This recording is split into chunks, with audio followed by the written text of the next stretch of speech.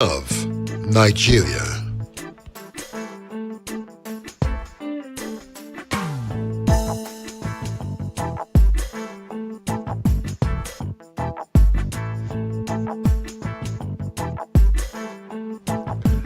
NINAS 5-point proposition is now the only viable mechanism for halting the state capture of Nigeria and for safely navigating Nigeria to the harbour of constitutional reconstruction.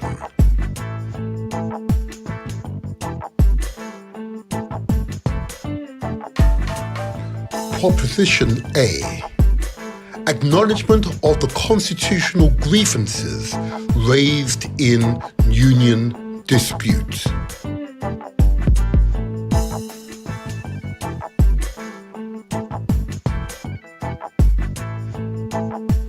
Proposition B.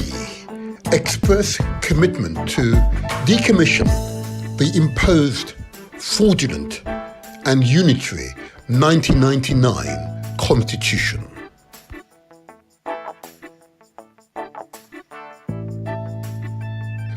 Proposition C. Express commitment to suspend further national elections under the 1999 Constitution. The untenable outcome of the 2023 presidential election must now be transformed into an immediate transitioning for reworking the damaged constitutional basis of Nigeria.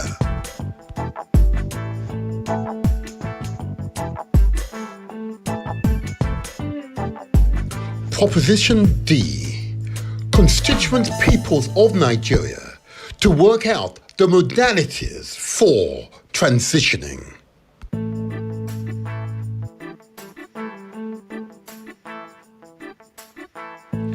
Proposition E. Announcement of a time-bound two-stage transitioning commence with a regional referendum for constituent components to recommit to or opt out of the Nigeria Union. Then delineation of terms of unions depending on outcomes of the referendums.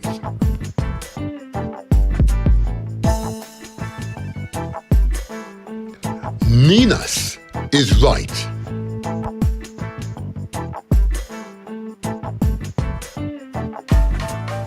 We love Nigeria.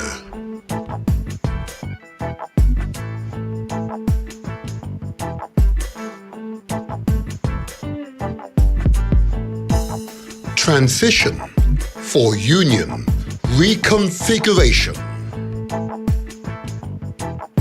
We love Nigeria.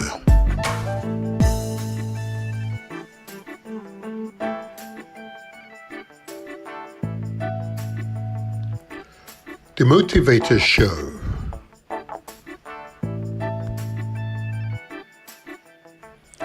The internet's most inspirational podcast.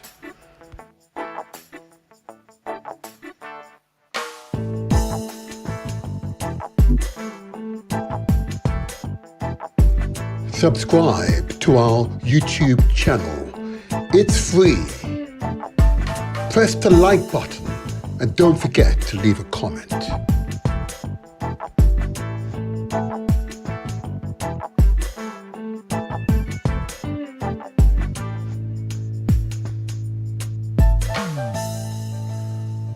Follow us on Facebook.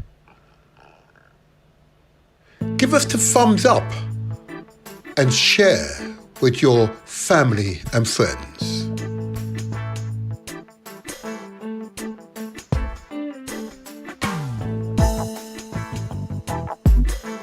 We are also on Instagram and TikTok. Follow us there too.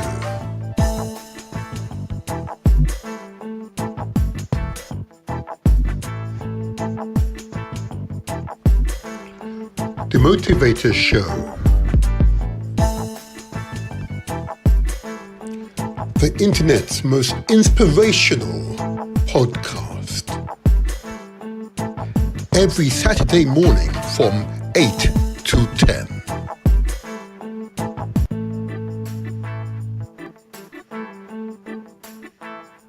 We love Nigeria.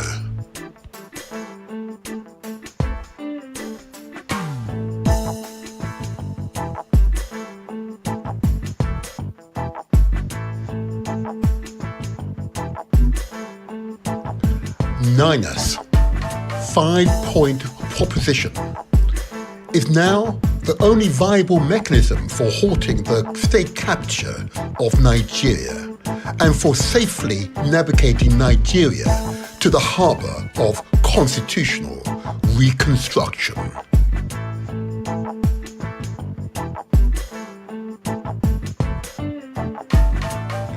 Proposition A. Acknowledgement of the constitutional grievances raised in union disputes.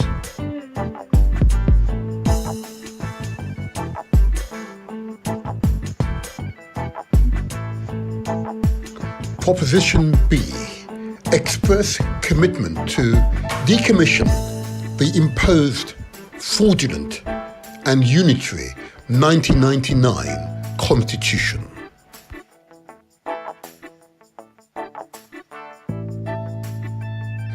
Proposition C.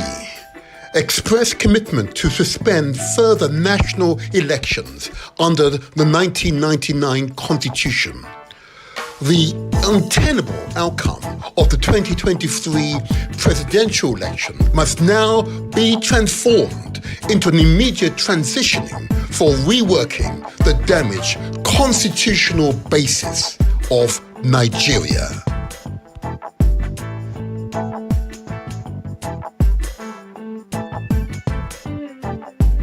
Proposition D. Constituent peoples of Nigeria to work out the modalities for transitioning.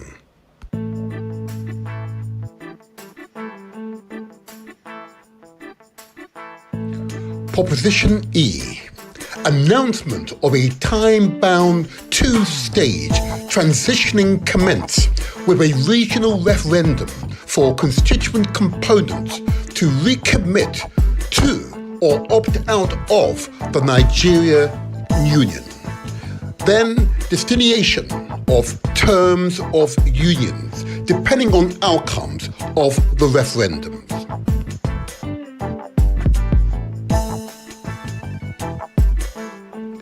NINAS is right.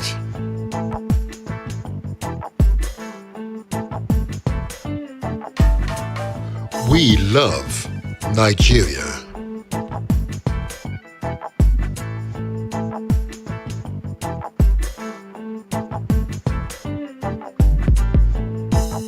Transition for Union Reconfiguration. We love Nigeria.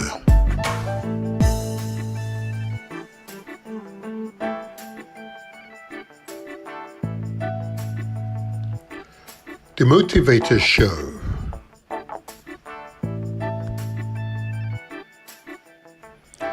The internet's most inspirational podcast.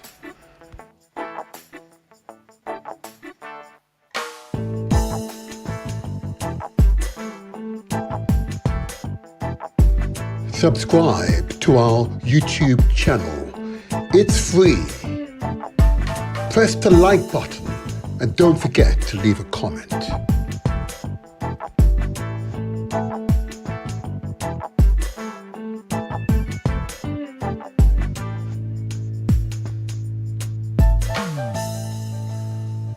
Follow us on Facebook. Give us the thumbs up and share with your family and friends.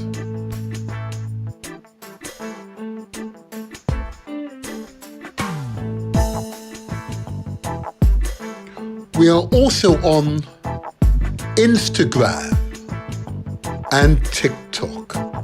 Follow us there too.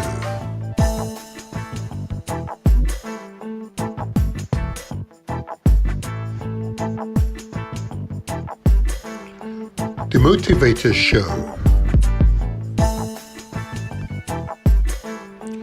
The internet's most inspirational podcast.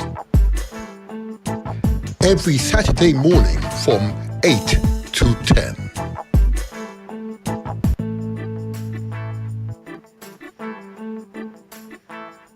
We love Nigeria.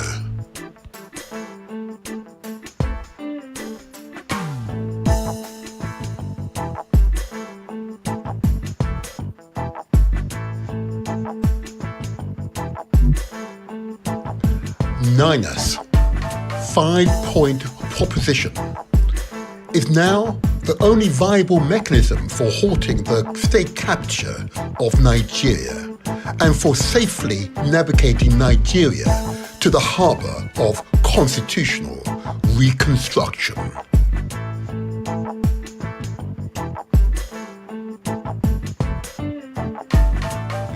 Proposition A. Acknowledgement of the constitutional grievances raised in union disputes.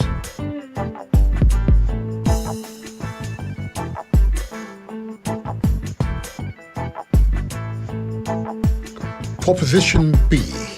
Express commitment to decommission the imposed fraudulent and unitary 1999 Constitution.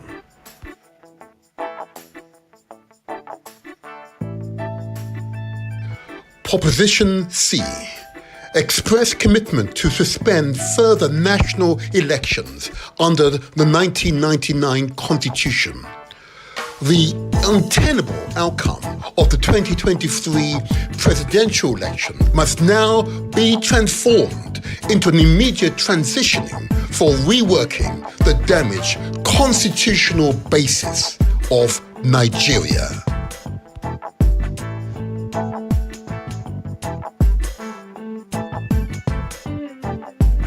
Proposition D. Constituent peoples of Nigeria to work out the modalities for transitioning.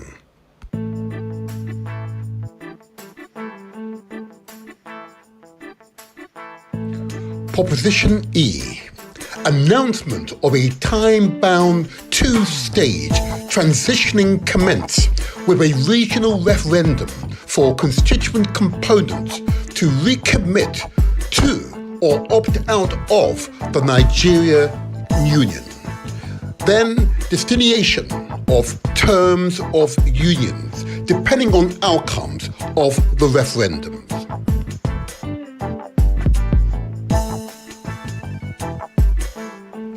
NINAS is right.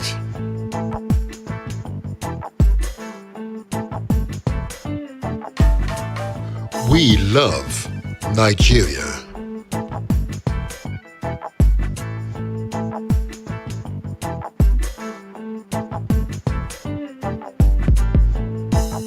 Transition for Union Reconfiguration.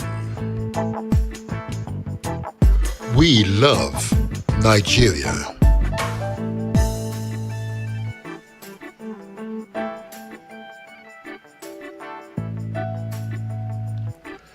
The Motivator Show.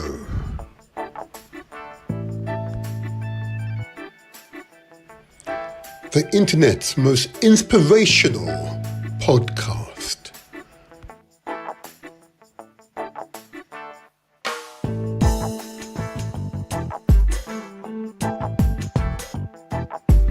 Subscribe to our YouTube channel.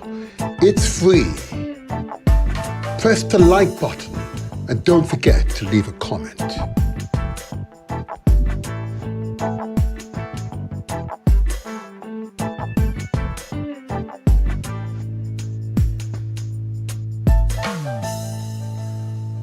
Follow us on Facebook. Give us the thumbs up and share with your family and friends.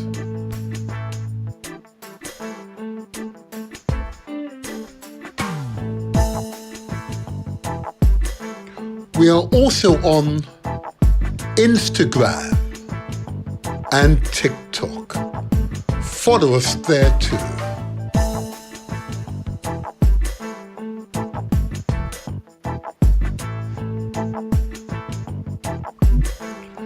The Motivator Show. The internet's most inspirational podcast. Every Saturday morning from 8 to 10.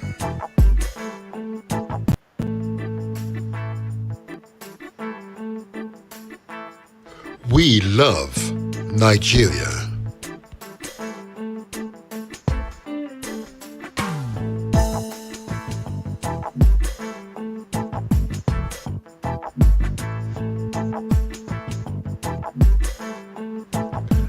NINAS 5-point proposition is now the only viable mechanism for halting the state capture of Nigeria and for safely navigating Nigeria to the harbour of constitutional reconstruction.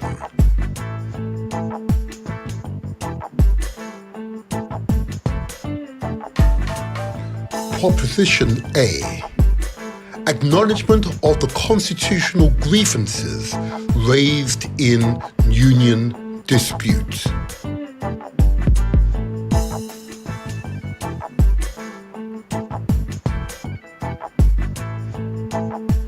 Proposition B. Express commitment to decommission the imposed fraudulent and unitary 1999 Constitution.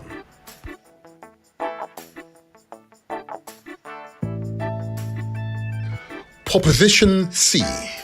Express commitment to suspend further national elections under the 1999 Constitution. The untenable outcome of the 2023 presidential election must now be transformed into an immediate transitioning for reworking the damaged constitutional basis of Nigeria.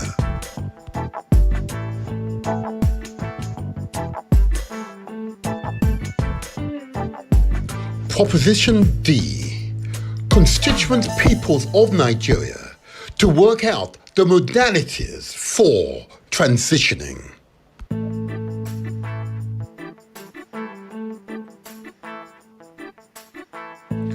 Proposition E.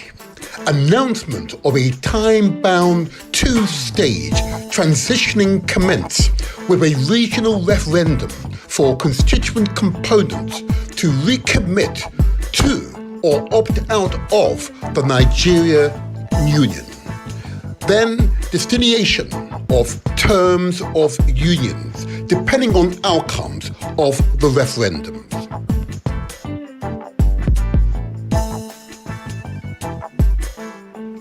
NINAS is right.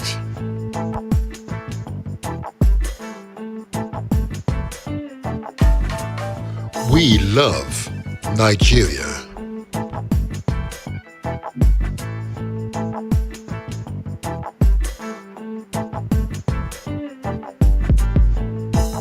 Transition for Union Reconfiguration.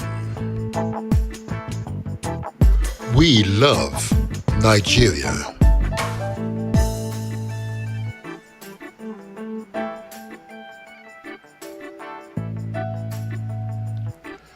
The Motivator Show.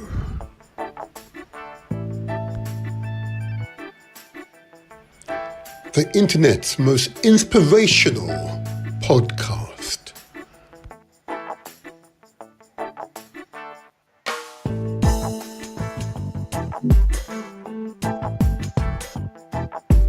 Subscribe to our YouTube channel.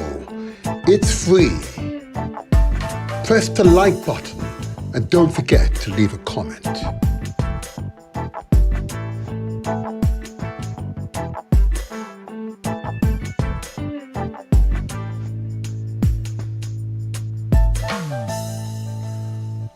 Follow us on Facebook. Give us the thumbs up and share with your family and friends.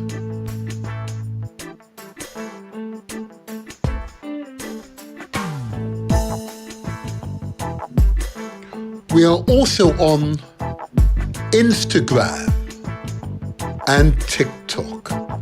Follow us there too.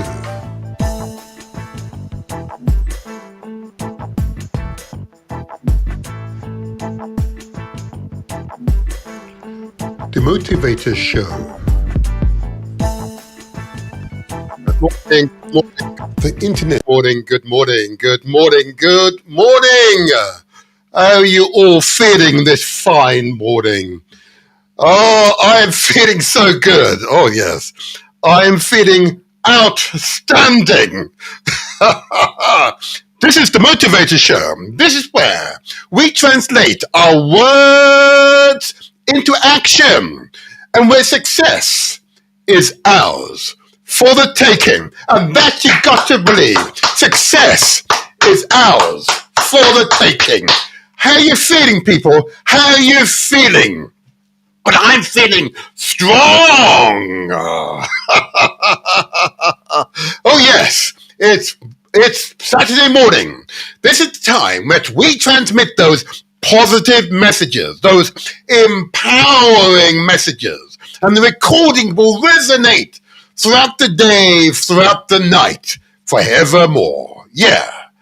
Oh, wow. Oh, wow. Let's get this show on the road. Okay, let's get this show on the road. Let's make sure all the technicalities are connected. So let's first of all give praise and respect to Ian King of GalaxyAfiwi.net. I say again, GalaxyAfiwi.net, a truly inspirational digital radio platform where the presenters are truly inspired people with a clear understanding that if we do not take control of the local international narrative, others would do it for you.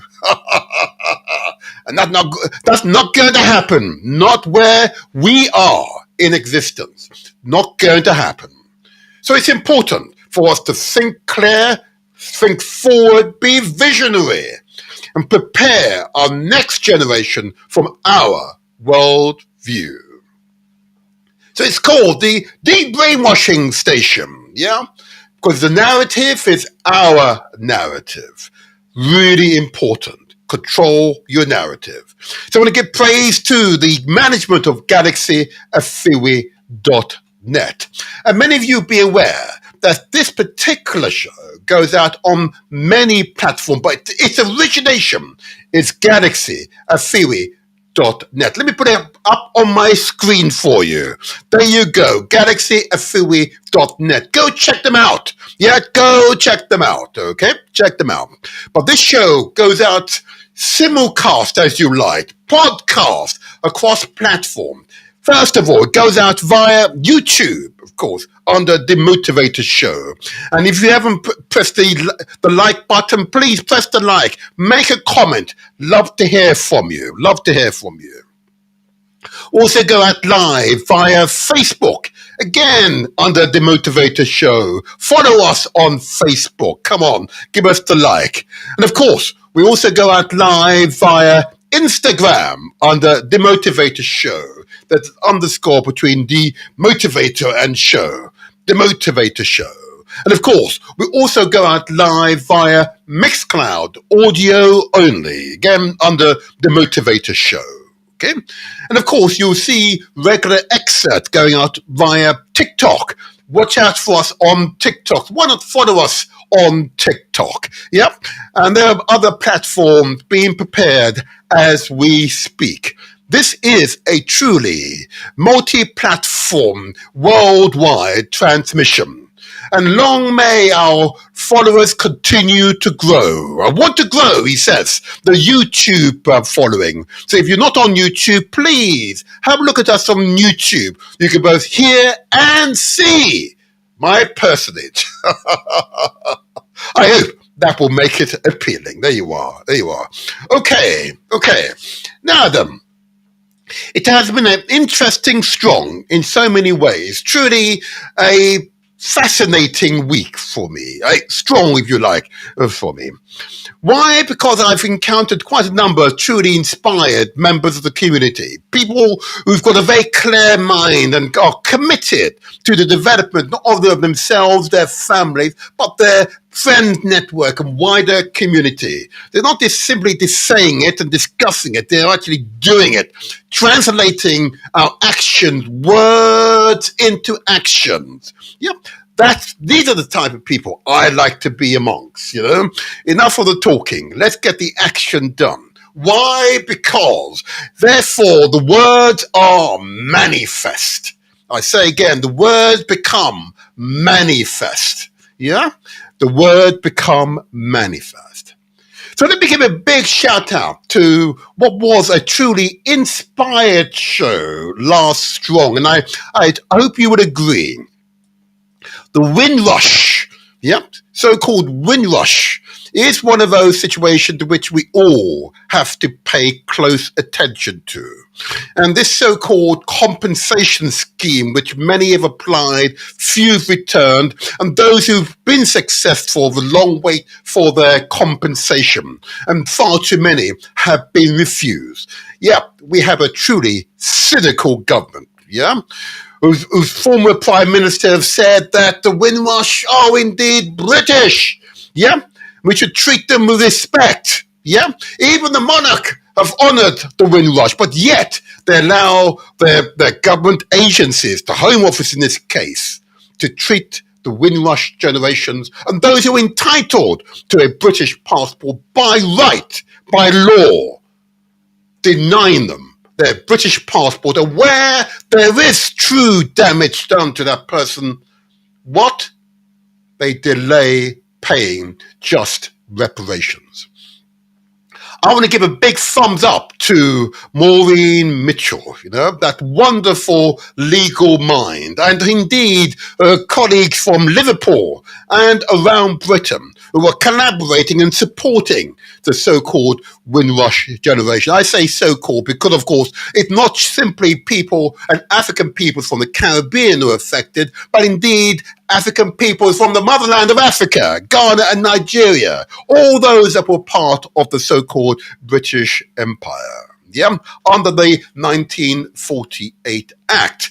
If you remember, and you were indeed a member born into that empire, you had right of abode here in Britain. But you have to take it. They will not simply give it to you. You have to take it. They will not simply give it to you. And I know, I get it. Some of you don't want to do that. I get that. I completely understand. But for your children and your children's sake, you should. And I say to you, you should and you must take it. That's what you are legally entitled to. So please do not give up those of you who should be benefiting from the change in the law or recognizing, forgive me, let me say that again, for taking advantage of what the law entitles you to. I say to you, contact Maureen Mitchell and her colleagues. Contact them. Ensure that you gain what is rightfully yours. I'm going to put up on the screen their contact details, because I think maybe sometimes when I speak, sometimes not always I'm being heard, And I found that the only way to demonstrate this is to make sure that those of you who are available and are willing to put your head above the parapet, do so. I'll put it on the screen. So this is the Maureen Mitchell's agency, the Contact Windrush Legal Advice Clinic. They're based in the Midlands, and the telephone number to call is 01902 382 542 or mobile 07591 153 828. Or you can send an email at info@Windrush Legal Advice Clinic. That's one word, Windrush Legal Advice Clinic.com. Okay. I urge you to do so. Do not hesitate. Don't put off today to tomorrow. Why do that? Do it now. There you are. Well done, Maureen. Well done to all of you. I welcome your efforts, and my doors are always open to you at any time. You just call, and I will respond. I also want to give recognition to those inspired group of Africans, okay? Africans who recognize the importance of our work worldwide. I'm just going to bring up the screen now. This group of Africans, of course, are organizing a conference in Kingston, Jamaica, okay? The Ubuntu Generational Wealth, okay? Now, let me just bring it up and I can find the right things for you. There we go. And I'll bring it up in a second. What's important about this particular conference is that it demonstrates a desire, our desire, not only to ensure that we support those in greatest needs, but we're also able, and in fact, let me do this other way, and that we're also able to support those who desire to grow. Let me use that word, grow. Let me just bring this up on the screen now, bring it up on the screen. There you are. And let's bring it into the stream. There we are. There you are. Got it. There you are. Now then, remember what they said here. Remember what they said. The Ubuntu Awakening Summit, which will take place from the 5th to the 10th of February. Yes, it is imminent. And if you haven't already secured your seat, I urge you to do so. I urge you to do so. What's important is that there's a whole range of activities designed to empower you, okay? You'll come back a truly able person. You will have networked with like-minded persons. You will fulfill a dream of your lifetime, okay? Now, if the Ubuntu people are listening in, I'm giving you the right to call in now to give us a short excerpt of the preparation. I know this is rather advanced time, but I've found in life that it's never too late. And the importance of what we do here is that we continue to give out those messages that most are beneficial to you, the people. Yeah. The purpose of these transmissions is to empower, to enliven you. Okay. So, if you wish to hear more, and if you want to tap in, please contact the Ubuntu Awakening Summit. You put it in your search engine, and the details will become available to you there. Okay? So, well done to them. To Jose Santos, and of course, to Sisters Teresa. Long may your works continue. Long may your works continue. All right, there you are. And I'm so impressed by them because they just simply didn't talk about these matters. They're very clear. They are very clear that if you want change, we are our own change makers. Yes, absolutely true. Yes, absolutely true. Another group of exchange makers, and I'll spend no more than 30 seconds, and I need to go to the lifestyle messages. I know, slightly longer than usual. But there's so much to say. We've had a series of truly inspired group of Africans who are clear that we are indeed the change makers, translating words into actions. And those actions manifest in success is ours for the taking. I want to recognize you recall, we had this wonderful group of Africans who discussed not how to create wealth, but then indeed becoming a wealth creator. These are technical skills you need to acquire. And sometimes you just need a few doors to be opened to you. Yeah, this is true, isn't it? In all walks of life. A few doors, some help is useful. And of course, many of you recall the inspired Dr. Carlton Brown. A few weeks ago, we had one of his wonderful partners, proteges, if you like, Nicola Mickleton, Dr. Nicola Mickleton. And she was able to, under Dr. Carlton Brown's wise, visionary scare, she was able to share with us details of the Entrepreneurs Business Masterclass, a series of masterclass that will take place in London, Bristol, Birmingham, and Manchester. Okay, and what's the importance of these masterclasses? They will take you up the next rung of the ladder. And if you haven't purchased your ticket for a mere £49, and I tell you, that figure is so cheap, so low, but the information that will be shared with you will magnify your wealth in many, many, many, many times. So I urge you, if you haven't yet acquired your tickets to attend one of the masterclasses, and details are now on the screen. They're in Manchester on April the 10th, in Birmingham on April the 18th, in Bristol on April the 19th, and here in London on May the 3rd. Go to Eventbrite looking for Entrepreneurs Conference Business Masterclass 2024. I commend this event to you. Many of you be aware, in my other public life, in promoting economics, promoting business excellence, I'm assuring you, this is outstanding value for money.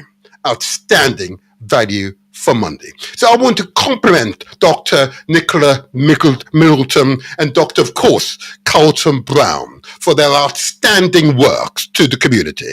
Truly outstanding works to the community. And long may you continue with your works. Well done, you both. Well done to you both. I look forward to those who I've referred to coming back with that news.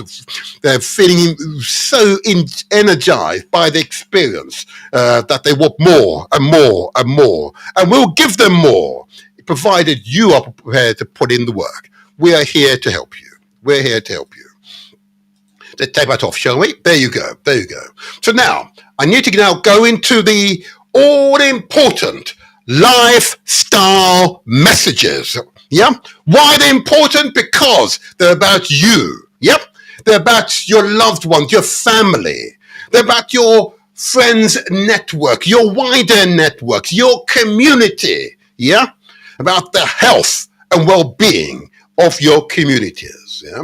That's why it's so important. We must share knowledge, not hide knowledge from each other. I'm going to say it again. We must share knowledge and not hide knowledge from each other. Okay? We must share knowledge. Why? Because in sharing knowledge, the persons that may benefit may be your future relations. I'm going to say it again. Sharing knowledge, because the persons who benefit may be your future relations. In other words, we're all one family, yeah? Let's keep the family healthy.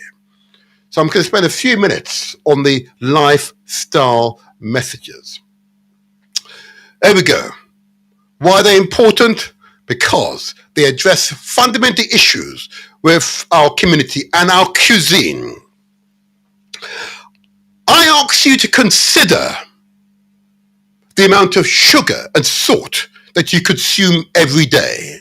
Sugar is one of those ingredients in our cuisine, particularly when it comes to children. We say sweets and we smile and we create happy times around it. Yeah, I get it.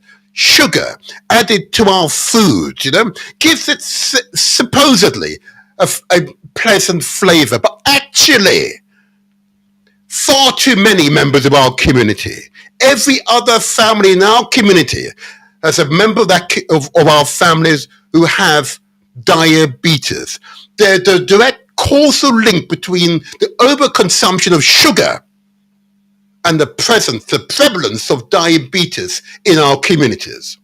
So I ask you to consider reducing the amount of sugar that you consume each day. Equally, I ask you to consider the amount of salt that you consume each day. And the salt, of course, is one of those flavors that we add to our food to enhance the flavor of our food, supposedly. This is purely propaganda, I say to you all. Purely propaganda. Yeah? What happens, of course, is salt is hardening of the arteries. And this has a consequential effect in our bloodstream and indeed the action of our heart. And I'll get onto that later on. But I ask you to reduce the amount of sugar and salt that you consume each day. You can see it on the screen, and this is what we do to ourselves every day. But the prevalence of diabetes and the result of salt hypertension or high blood pressure is large and profound. I say again, large and profound. The numbers of our people with diabetes and high blood pressure is far too high. The other ingredient, of course, is carbohydrate. In our case, it's primarily derived from wheat-based products or indeed some root vegetables such as potatoes and yam. Yes, the wheat-based products such as pastas and so on, the bread, overconsumption is the problem. The root-based products, the root-based produce, of course, it's the potatoes and the yam, basic ingredients in our cuisine. It's the overconsumption which is the challenge. I'm told by the expert we should consume no more than a fistful of food per sitting. A fistful of food per sitting. You see my fist. And yes, I've got quite a large fist, but then I'm 6'1", 6'2". There's a slight difference. If you're 4'4", which is the average height of a woman, then of course look at your fist and look at your average size of your meal. And I then want you to consider what you're doing to yourself. Without realizing, in the majority of cases, without realizing the implication of the overconsumption of carbohydrates. It is profound, and I understand I'm challenging your current behavior because it's been built up over time. Again, another challenge to you, and I understand the challenge. Here, you see before you raw meat. You see the red meat, and you also see that white streak, the many white streaks in the meat. This is typical of all meat. And you know the white streaks is not the meat, it is purely fat. That's what it is, purely fat. And what we do, we cook and we consume this fat.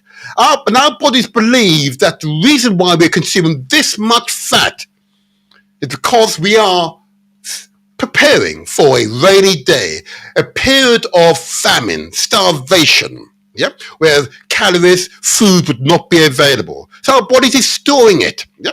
I'll get on to the effects on our bodies as we store this fat inside our bodies. I ask you to very seriously consider the amount of fat that you consume each day. The effect is quite profound. And there's the impact of the overconsumption of sugar, salt, carbohydrates, and fat. We have buildup of these ingredients in our arteries. And you're seeing here an example of an artery partially blocked by these ingredients, but would have become calcified, if you like, become hardened and restricts our blood flow. So many of you be familiar with this, very familiar with this experience, okay? So this is happening on the insides of our body. So it's not immediately obvious. Happens on the insides of our bodies. This is exactly what's happening. And those of you who've had a heart condition will absolutely recognize this. Those of you who had restricted blood flows to your extremities, your legs and your foot and your legs will understand this. Okay. Another contributor, of course, is starch. I know those of you from the Caribbean and particularly from Jamaica with the rice and peas, I hear you. And those of you from West Africa, oh my gosh, I can truly hear you from Ghana and Nigeria. Oh yeah, the jollof rice. I hear you, I hear you, I hear you. It is the overconsumption of rice, which is the challenge for us.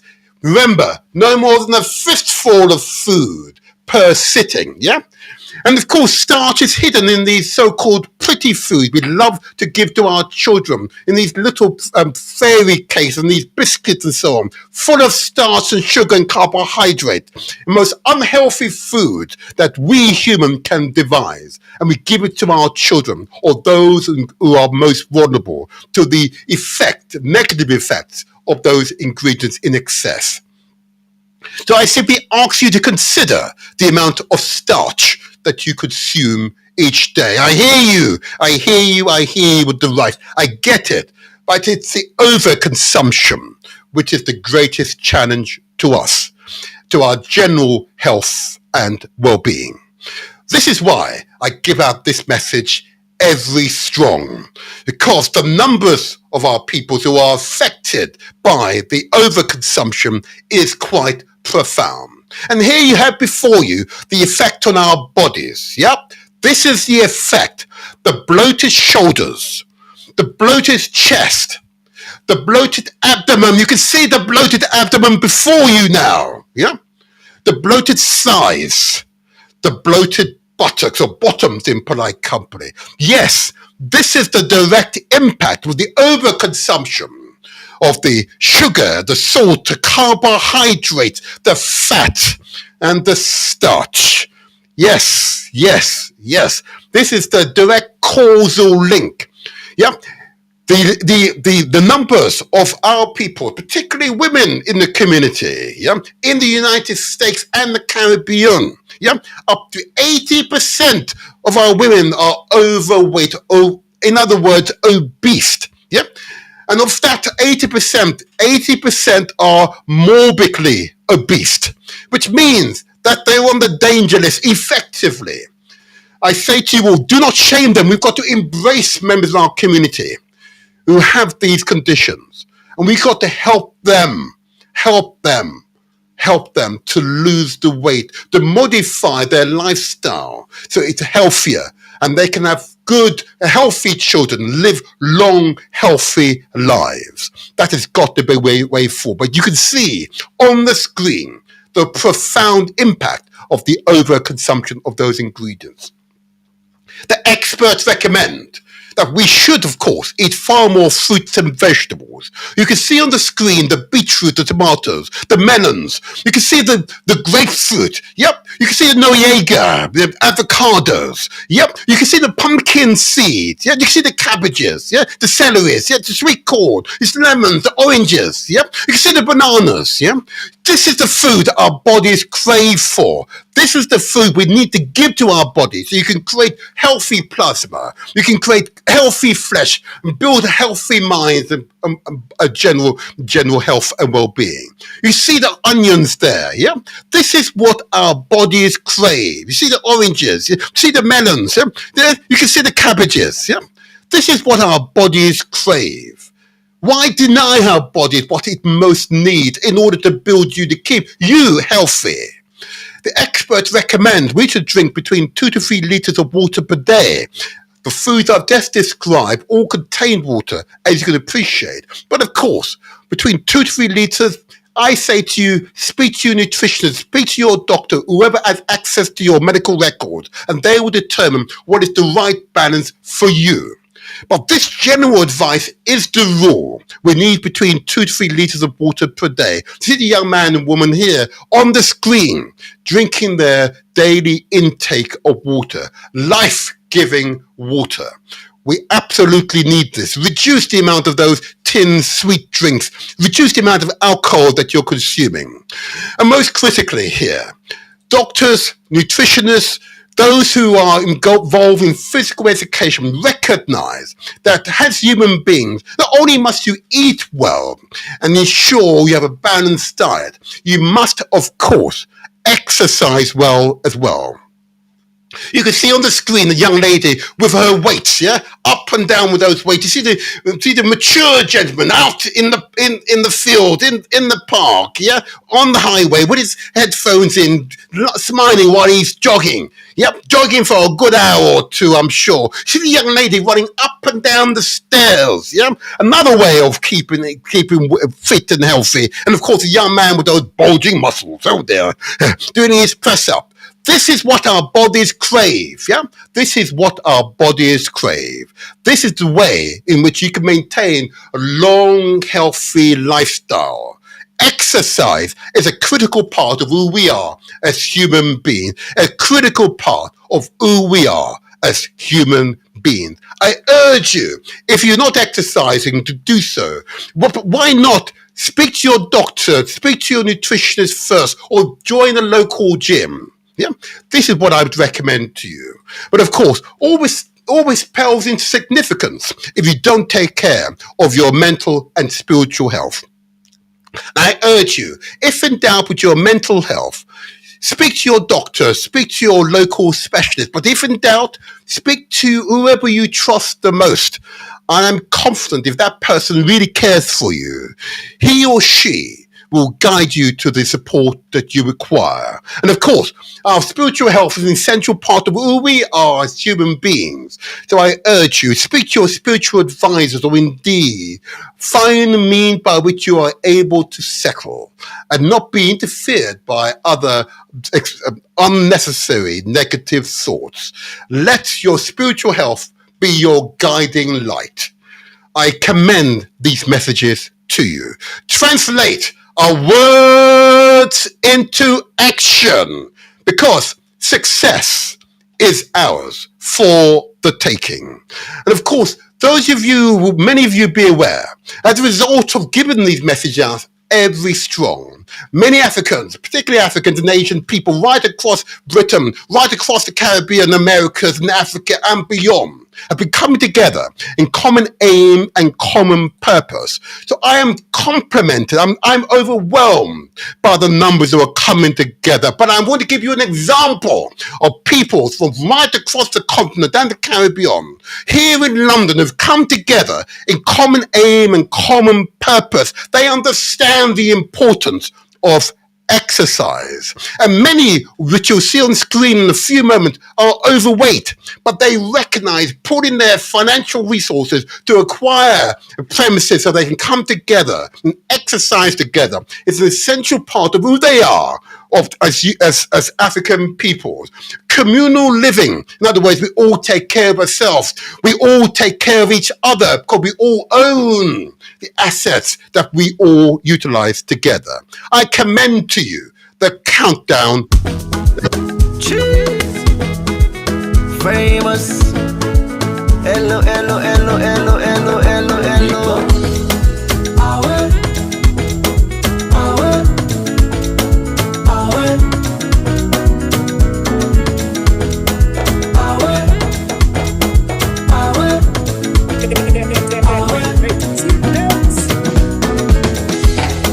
One life on leave, me self get one life on leave. Why we no go use am gladdy and enjoy the time. Palava no dey finish, time me no dey wait nobody. Now why I dey try for always get am nice every day and night. This world where we all fend we safe, not nobody own.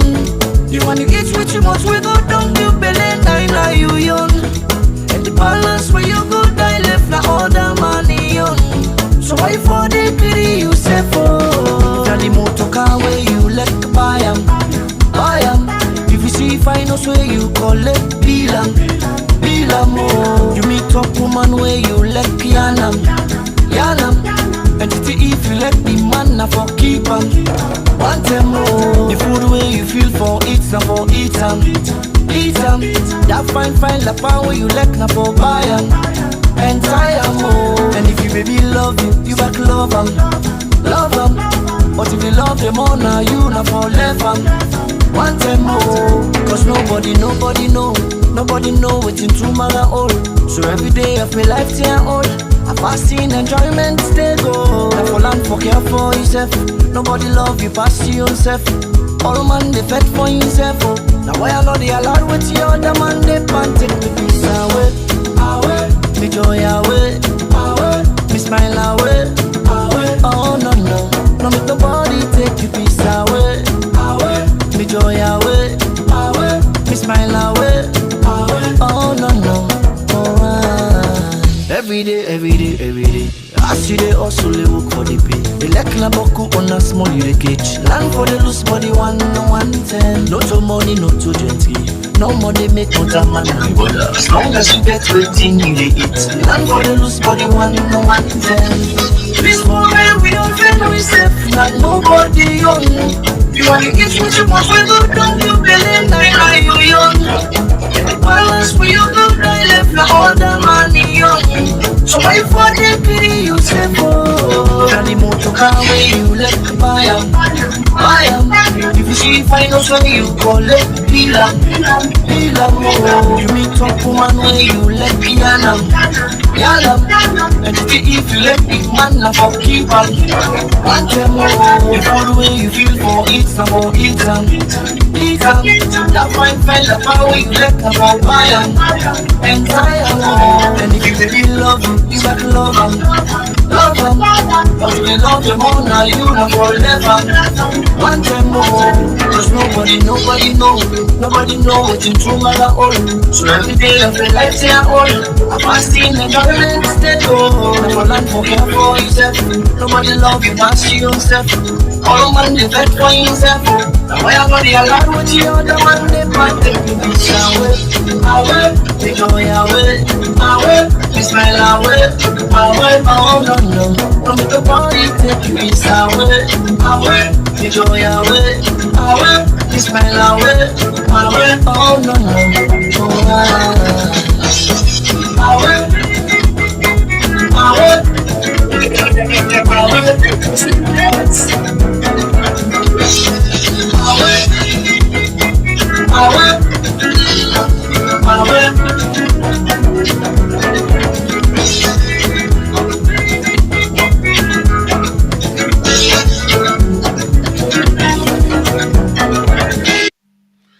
Oh yeah. Wasn't that fantastic? Wasn't that fantastic? An example of Africans from right across the continent, you know? Yeah. It could be Hausa. Yep. Mm-hmm. It could be Fulani. Yes. It could be Igbo. It could be Yoruba. Yes, I know it's Nigerian. Yeah. It could, of course, from Ghana. Yes. Yeah. T speakers. Yeah. Ga speakers. Yeah. Ashanti speakers. Yes. Yes, I understand. It could be from Jamaica, Trinidad, in the Caribbean, or born here in Britain. Yeah, coming together in common aim and common purpose, understanding, working together is the only way forward. Only way forward. So I commend those health lifestyle messages to you. I commend them to you. I will not ignore our lifestyle because it has a direct impact on the general health and well-being of our communities. But now I want to turn to the topic of the day. Okay, the topic of the day is the country that we all recognize as being the principal country for which African people, black people across the world will look to as being the economic engine for the communities. Communities in plural, you understand? Yeah. But it's a country that is going through transition. And I'm not going to argue with those who desire this transition, okay? A change configuration. Because we all observe the most recent presidential elections. And I know we all have concerns. Yeah, we all have concerns. And therefore, it is incumbent upon us, most certainly incumbent upon this particular presenter, as frequently as is reasonable, to focus on Nigeria and the future of that country. But we start from the premise that we love Nigeria. We love specifically, as a great woman, that great inspired literary author, Ndidi, pointed out to me. Yes, we love the people of Nigeria, the peoples of Nigeria. And I'm not going to argue with her because she's spot on, of course. We love the peoples of Nigeria. But of course, the current configuration is what we're going to discuss today. Okay. And before I bring in my guest, I might just play a short excerpt, and it'll be in a few moments, a short excerpt of the preliminary video that you would have seen at the beginning and the top of the show. And I just want you to note the proposition being put forward by Ninas, okay?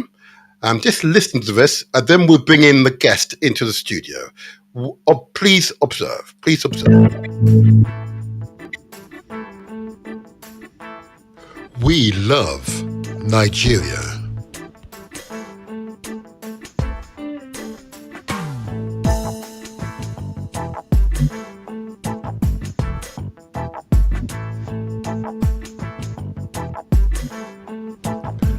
NINAS 5-point proposition is now the only viable mechanism for halting the state capture of Nigeria and for safely navigating Nigeria to the harbour of constitutional reconstruction.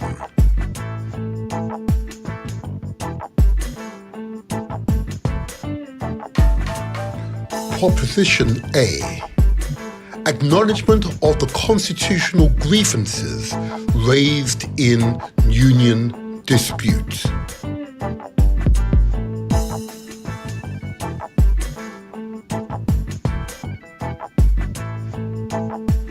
Proposition B. Express commitment to decommission the imposed fraudulent and unitary 1999 Constitution.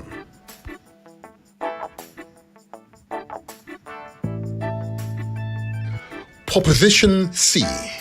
Express commitment to suspend further national elections under the 1999 Constitution. The untenable outcome of the 2023 presidential election must now be transformed into an immediate transitioning for reworking the damaged constitutional basis of Nigeria.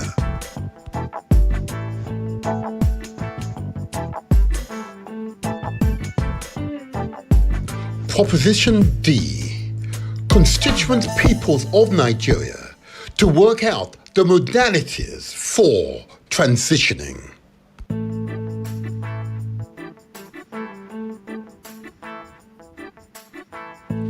Proposition E.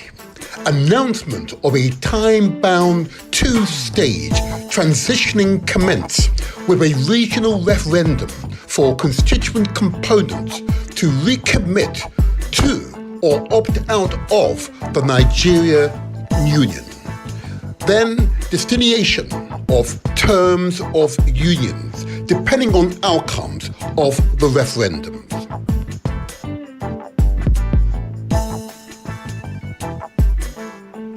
NINAS is right.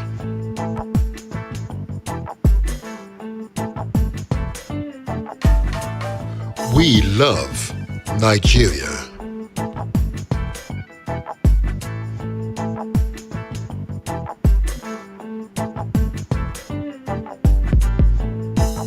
Transition for union reconfiguration. We love Nigeria. And there you are. That is the premise on which this interview will take place. And I'm pleased to bring into studio again Tony Nyandi. Let's see if I can get him into the studio without any hitches this time. And I can also bring in the great and the awesome Ndidi Uechi. Where is she? If I can get her in there. Your signal, Ndidi. Let's see if we've got you in. Ndidi, can you hear us? Okay. And Tony Nyandi, can you hear us? Yes, I can hear you. Good. Let me come on the camera. Yeah, I recognize you got the camera off because of the signal strength, but just put it on for a moment, just so that people know you are actually there. This is not some AI speaking to us. Put you on for a moment there, Tony. Right. For a moment, so they know you're actually there. There you are. It's because of our network that I had to stay off so I could be sure we're in. So I'm here. Welcome, everybody, once more. Thank you for having me. Brilliant. Come on, turn off your camera. I want to make sure we maintain a steady signal with you this time. Okay? Thank you. Okay. I believe we've lost Ndidi. I'm sure she will return momentarily. First of all, Tony, how are you, first of all? How are you? How are you keeping? right. I'm good. God be praised. That's all I can say. Yeah.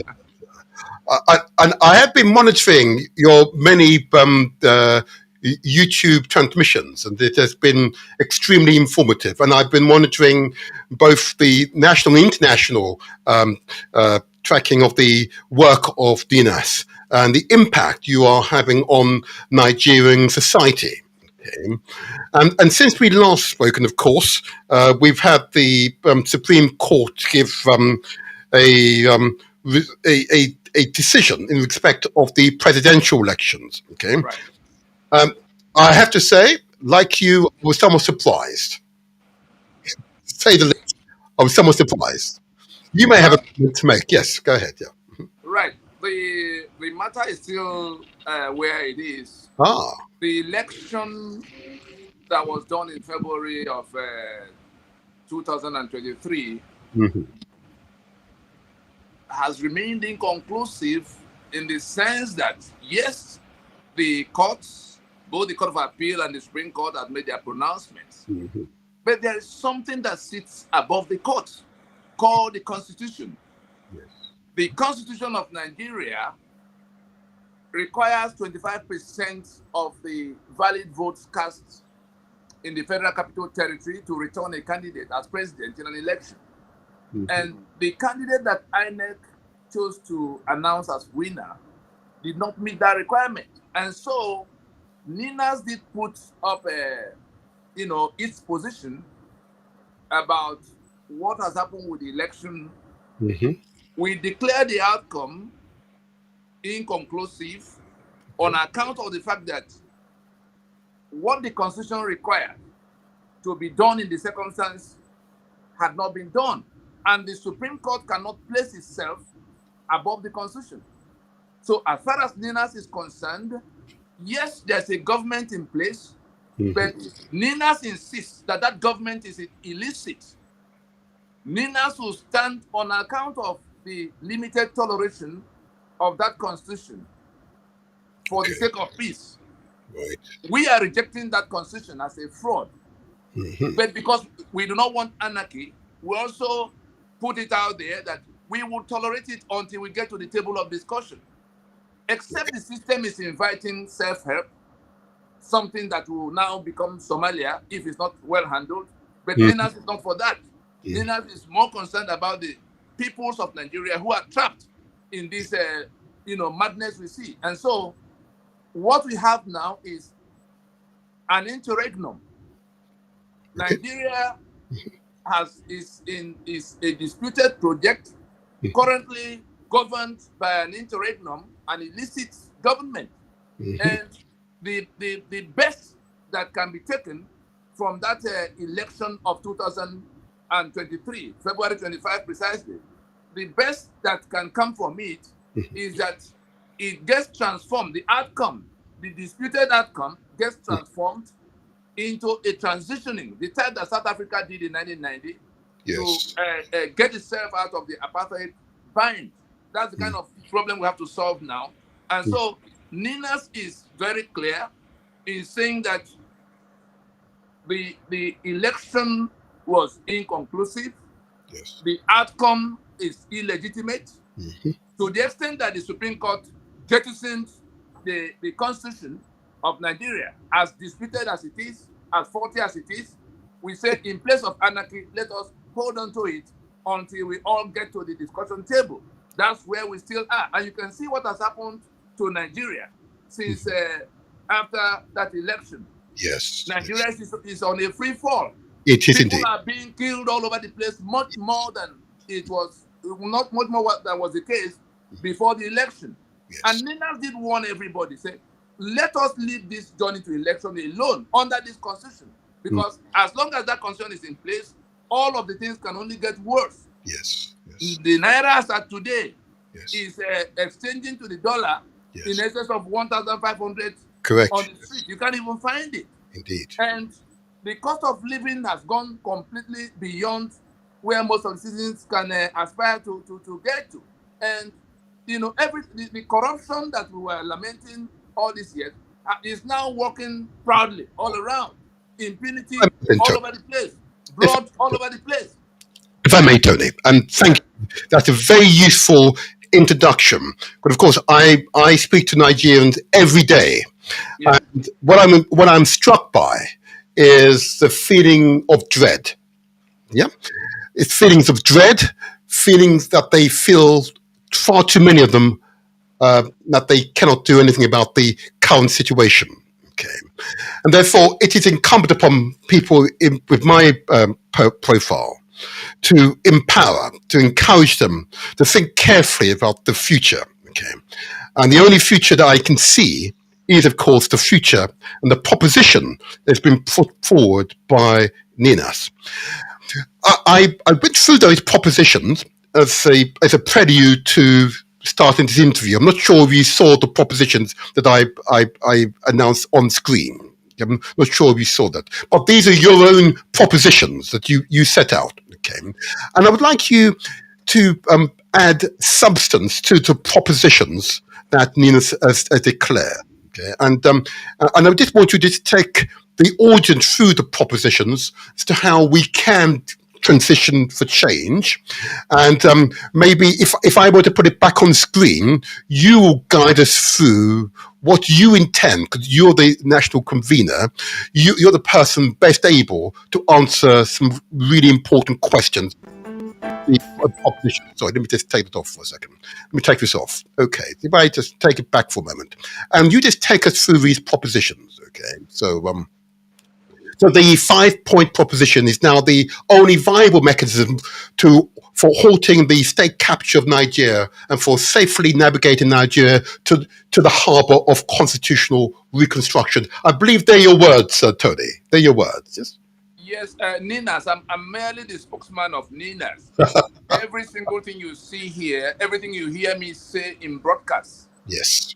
They are not the positions of Tony Nnadi per se. Okay. They are the positions of Ninas for which I speak. And this 5-point proposition is,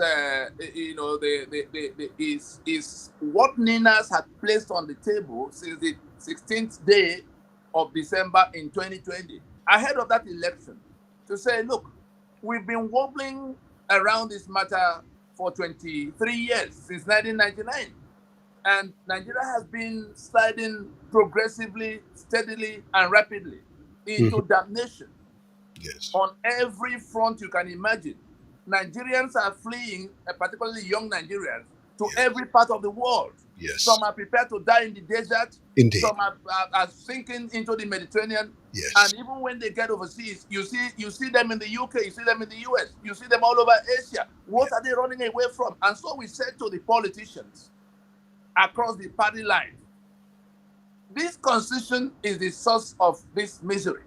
Okay. Everything we complain about, the killings that are happening, coming from that constitution. If I may. I need to build up to. If I may, I need to build up to where that, so that the proposition can be situated. It was a formal constitutional force majeure that was declared in 2020 that has that 5 points proposition at its conclusion to say, if we have to solve this problem after 50, 60 years of killing ourselves, these are the specific things we can do in this sequence. Okay. The first, yes. If I may then. Right. If I may. So what I want to do here is, for the benefit of the audience, some will be aware of the propositions you put forward. In other words, the road track towards transitioning and future peace and prosperity. I want to ensure that they understand what the proposition means. So the first proposition is the acknowledgement of the constitutional grievances raised in the union dispute. So the question from me to you is, what progress have you made with the political parties and those entities in Nigeria who have or have not yet acknowledged that there are grievances to be resolved? What progress have you made, please? The propositions were addressed directly to the federal government of Nigeria as the managers of the Nigerian Federation for now. Eventually extended to the state governments because they all share the sovereignty they manage. Yes. and the peoples of Nigeria across a period of 90 days for the federal government, 30 days for the states, and 120 days for the peoples of Nigeria and international community to say all of what has been boiling across Nigeria, whether it was the Niger Delta agitation, it was all constitutional grievances. How did our oil and gas become the property of people in Kano, while we are being killed in Port Harcourt? If you look to the eastern side, you will see the Biafra flag and all the killings happening around it. How did we become members of the Nigerian Union against our discussions that happened at Lancaster House? In Yoruba, you see them on the street now. Their kings are being killed on the street, and so You must the grievances. Forgive me, Tony. I hear you. Tony, hold on a moment. The constitutional grievances from all across Nigeria. Look at the Middle Belt. Okay. You know, is what we have framed into the government have been carrying on. The politicians have been carrying on as if there's no problem anywhere. They have a democracy, and everything is going to grow from there. So we say, let us acknowledge this problem before it consumes us. That's the first demand. Absolutely. Which is why my question was asked. What progress have been made? Have you, since we last met, for example, and Nigeria is a large, complex set of communities, what progress has been made? I hear you, it's aimed at the federal government, but the federal government position is already clear. What at the local, regional level? What progress have you made at the local or regional level to obtain acknowledgement that there is a dispute which we need to resolve? The government has carried on as if the people don't matter. Okay, fair enough. Where we talk about state capture, what we have now, a group of people who have formed themselves into some kind of a gang that can now take over the Nigeria as we have seen. So they are pretending that nothing can be done. They have become the owners of our sovereignty. You saw the birthday ceremony or some colloquium of the president of the Senate, where the president of Nigeria was present. Yes. And Olisa Bakoba, a senior advocate, a lawyer, was telling them what to do about the constitution that has now become disputed. The progress we have made is that everybody, even in marketplaces, on the streets, children, everybody is now saying the constitution must go. The constitution is the problem. The only people not yet coming to that conclusion are those in government house sharing trillions of naira every month among themselves, which they just fritter away. Yeah. And so it is a question of the Olisa Bakoba was guiding them on what to do to bring another constitution from inside the National Assembly without talking to the people. That's where they are. They are still pretending. Unfortunately, that president, Bola Tinubu, is a product of this process. He was in NADECO. Yes. He became governor of Lagos State from within NADECO. Yes. He knows about what we are discussing more than everybody else in that government he's running. But for some strange reason, he has chosen to stay with a constitution that render his people slaves, render his people vulnerable. And they are being slaughtered on this everywhere, in every part of Yoruba land today, quite apart from the rest of the country. So Tony, if I may, and you're right. So my initial question is, what progress have you made at a local or regional level to have those parties who are should be partners with you to effect the change? That's my first question. My second question is your proposition B, of course, for those parties whom you engage to express a commitment to decommission the imposed fraudulent and unitary 1999 constitution.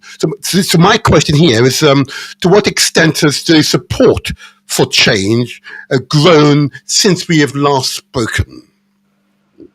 Wonderful. I can report authoritatively that the peoples of Nigeria have come to our own side in now demanding that we halt further pretense and pretenses under that constitution. And to tell you how far that shift of position has gone, The very person who imposed this constitution for them in 1979. Okay. Who then became president, by which it was brought back in 1999, Olusegun Obasanjo. You all know him. Yes, yes. He was opposed. He opposed us with everything he could find since 1999 when he was president. He did, yes. And on account of the pressures coming from what we're doing, he has gone public to say that Nigeria cannot advance any further except we do this constitutional reconstruction. That it must be a constitution the people made, which they can own, which they can defend against all politicians. That's Obasanjo now making a U-turn, 180 degrees. Then we had Utomi, who had contested the election a number of times under this constitution, who was Peter Obi's chief marketer. Again, he says, constitution is the problem. We can't get anywhere except we go to solve it. We come down to, there's a former deputy governor of the central bank, Moghalu. Yes. Who also had contested election to be president. A number of, I think he's made a few attempts, but this last round was noticed by everybody. And so he says, all the economy, because they were asking him, the Naira that's on free fall, what do we do? As the expert, what would you have done if you became president? He says to them, everything we should have done is made impossible by the constitution under which it will be done. Right. Let us leave all of that and go and sort out the turn off the tap. Yes. And so when you begin to look, across board, you will see that this now the high end. Emeka Anyoko, the former Commonwealth Secretary, again, he raised his voice. I'm sure you heard him say, we can't get anywhere beyond we can only slide further down if we don't stop to go to repair the constitution, the damaged constitutional basis of Nigeria. So if we were measuring progress, I already reported that on the streets, even school children, I'm sure you saw Olani Kwekun, the former president of Nigeria Bar Association, who was also chairman of Board of Directors. He said, we don't have a constitution. Why are we pretending we're going to amend what we have not made? The peoples of Nigeria are saying that their sovereignty has been hijacked. Why don't we leave every pretense and go and sit down and discuss how to work ourselves out of this union of death? And so, if we were to measure by all of that, you can see that there's been progress made. Only the government, the governors and their president are the ones who gather to share money, and the senators. All right. They are the ones who have to make constitution for us. Thank you, Tony. Thank you. And I see that Ndidi she was with us for a moment anyway. It is not a problem. You'll do well, Tony. You'll do well. Thank you. So you've now indicated increased support, and that's clear. You've now gone on to the third proposition: express a commitment to suspend further national elections under the 1999 Constitution. Okay, the untenable outcome of the 2023 presidential elections must now be transformed into an immediate transitioning for reworking the damaged constitutional basis of Nigeria. Now, you've now started to allude that there's growing understanding as to why further elections should be halted so that we have time to transform to a new reworking of the damaged constitutional basis on which the country is operating under. So I think we've got the message there. And is there more you want to say to this third proposition that you've outlined? Any more you want to say, just so that the audience understand that there is progress being made? Go ahead. Yes. Back to the second item. Okay. Apart from the acknowledgement, the next logical thing is an express commitment to decommission wholesale that constitution. Because what we have seen since 1999, these guys gather in Abuja and pretend they are amending a constitution we have not made. And so that's item 2 in the 5-point demand is an express commitment to the wholesale decommissioning of that constitution. Of course, we're not anarchists. If you throw away the constitution, the union will collapse on you. And so it leads us to the third. And what we mean by that second item is exactly what Frederick de Klerk did in South Africa in 1990, when after 80 years, we're only 24 years down the wrong road now, but South Africa, you saw apartheid introduced in 1910, everybody trying to reject it all the fights, all the imprisonment of Mandela, Oliver Tambo, eventually it was only in 1990 that the pressure came to the point where the government itself joined in saying, let us decommission wholesale the apartheid constitutional order, which then led them to the transition of CODESA, in which the owners of the sovereignties were on the table to discuss what will happen. And because we have been on this discussion since 1967, I'm sure you heard about our Buri agreement. When Nigeria collapsed from the coups of 1966, and they went, the leaders of Nigeria, the military governors, and the head of, they all went to Buri at the invitation of General Ankara to discuss what could be done to refloat the ship of state. And from that point on, this discussion had been, because they came back and abandoned it and started killing people in order to impose the unitary arrangement that we ended up with. And so we're in that third item of, suspension of election. Is to say the constitution by which the winner will govern is what will determine what will happen to everybody. Okay. So to put a time frame for it on it, so that we don't keep kicking the can down the road like we have done since 1967. Say, let us expressly commit to not going to further elections like Frederick de Klerk did in 1990. He said, look, because the whoever wins the election will govern with that constitution. The structures will remain, all the leakages will remain, all the dysfunctions will remain, and things will only get worse. Let us put a time frame on it by saying, by committing to not going to further election, meaning that we will just have only one business to do, to sit down and sort out this, foundational, anomaly, because we can't continue to build on a damaged foundation and expect to have an edifice. Can I, may I ask you, Tony, here, for the benefit of the non-Nigerians who really want to understand who are the stakeholders, the interested parties here, and what is it that we might transition to? Within the NINAS logo, of course, you have a partitioned Nigeria. Okay, can you explain the Shira territory, the Middle Belt, Yoruba, and Lower Niger? What does that mean? What is the Alliance territory? First of all, just start with the extreme north. Explain that for the non-Nigerians, what is meant by Shira territory. What does that mean? For the benefit of non-Nigerians. Right. You see, when what we have on the table now is a union dispute. The type that confronted Yugoslavia a long time ago.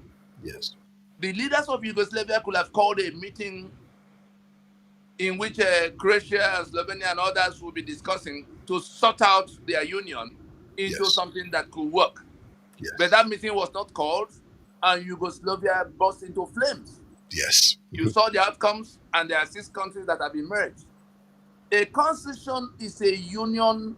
A federation. Nigeria is supposed to be a federation. Nigeria became one country on account of the agreement to be a federation and a secular union. 2 fundamental agreements. Right. Now, Tony, just to repeat that, just say it slowly. We need the non-Nigerians to hear what you just said, because that was a really important sentence. It was secular. Say again what you said. Yes, Nigeria at the time the British colonialists were packing their baggages to depart, the owners of the sovereignties that have been consolidated, because Nigeria was a parchment of sovereignties. They just, by all kinds of means, gathered all kinds of people without talking to them. You saw what happened from Berlin Conference, where lines were drawn indiscriminately. So that was how Nigeria came to be one political union since 1914. Right. And then at the time the British were departing, they called the owners of the sovereignties. They were basically in 3 formations that could have been 3 different countries at that time. The northern region, the eastern region, and the western region. They said, look, you guys, we are leaving. How do you intend to carry on? And after almost 10 years of intensive discussions, they agreed that they could carry on as one political union, right, on the condition that their autonomy will be largely intact. That is autonomous regions, federating, in which they will set up a central government which will be financed and controlled by those regions as union office, so that they can have one currency and all kinds of common services and common defense system. And so it was a fundamental part of that agreement that that level of autonomy in which their economic assets would belong to them and the right to work those assets. Again, the other thing they had to agree upon was the matter of secularity, because before the British got here, you remember that the Uthman Danfodio had come with his jihad in 1804 in that part that is now labeled Sharia. Yes, they had conquered that part, apart from the Kanuri to the extreme right.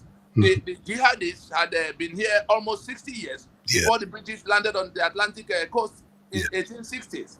And so, from what the British got from the southern flank, they merged with what they found in the other side, with the people who came with jihad. It was Sharia they met in the place. It was Sharia they met on that part. Right. But if Nigeria was going to be one political union that would be stable, the middle belt that wanted to be separated from that northern region of the time on account of Sharia, raised the issue at Willings Commission. And so it was agreed that Sharia will have to be removed by those who were, holding on to it. They replaced it with what they call the penal code, so that people who are not Muslims can operate freely in northern Nigeria. And if it was so for the middle belt, you can then imagine the south, particularly the eastern part of southern Nigeria, where there's no form of Islam. And so it was a foundational agreement that Nigeria will also be a secular state. So the question of federation and the question of secularity. And by the time all those things were worked into constitutions, the western region had its constitution and they got self-governance. Eastern region followed, and northern region in 1959. That was how they floated the Nigeria of 1960, in which everybody was making progress, very serious progress, such that the economy of Eastern Nigeria of the time was referenced globally as the fastest growing economy of the time. And so when in 1966 the coups happened, the one in January and the one in July, in which those constitutions got jettisoned and replaced by one constitution for a federation, in which everything was now centralized. The ownership of economic assets were now in the hands of that federal government that was supposed to be a union office. It's like the government, the management you hired to run your company, taking over your company and expelling you from the company. That's what has happened to us all the while.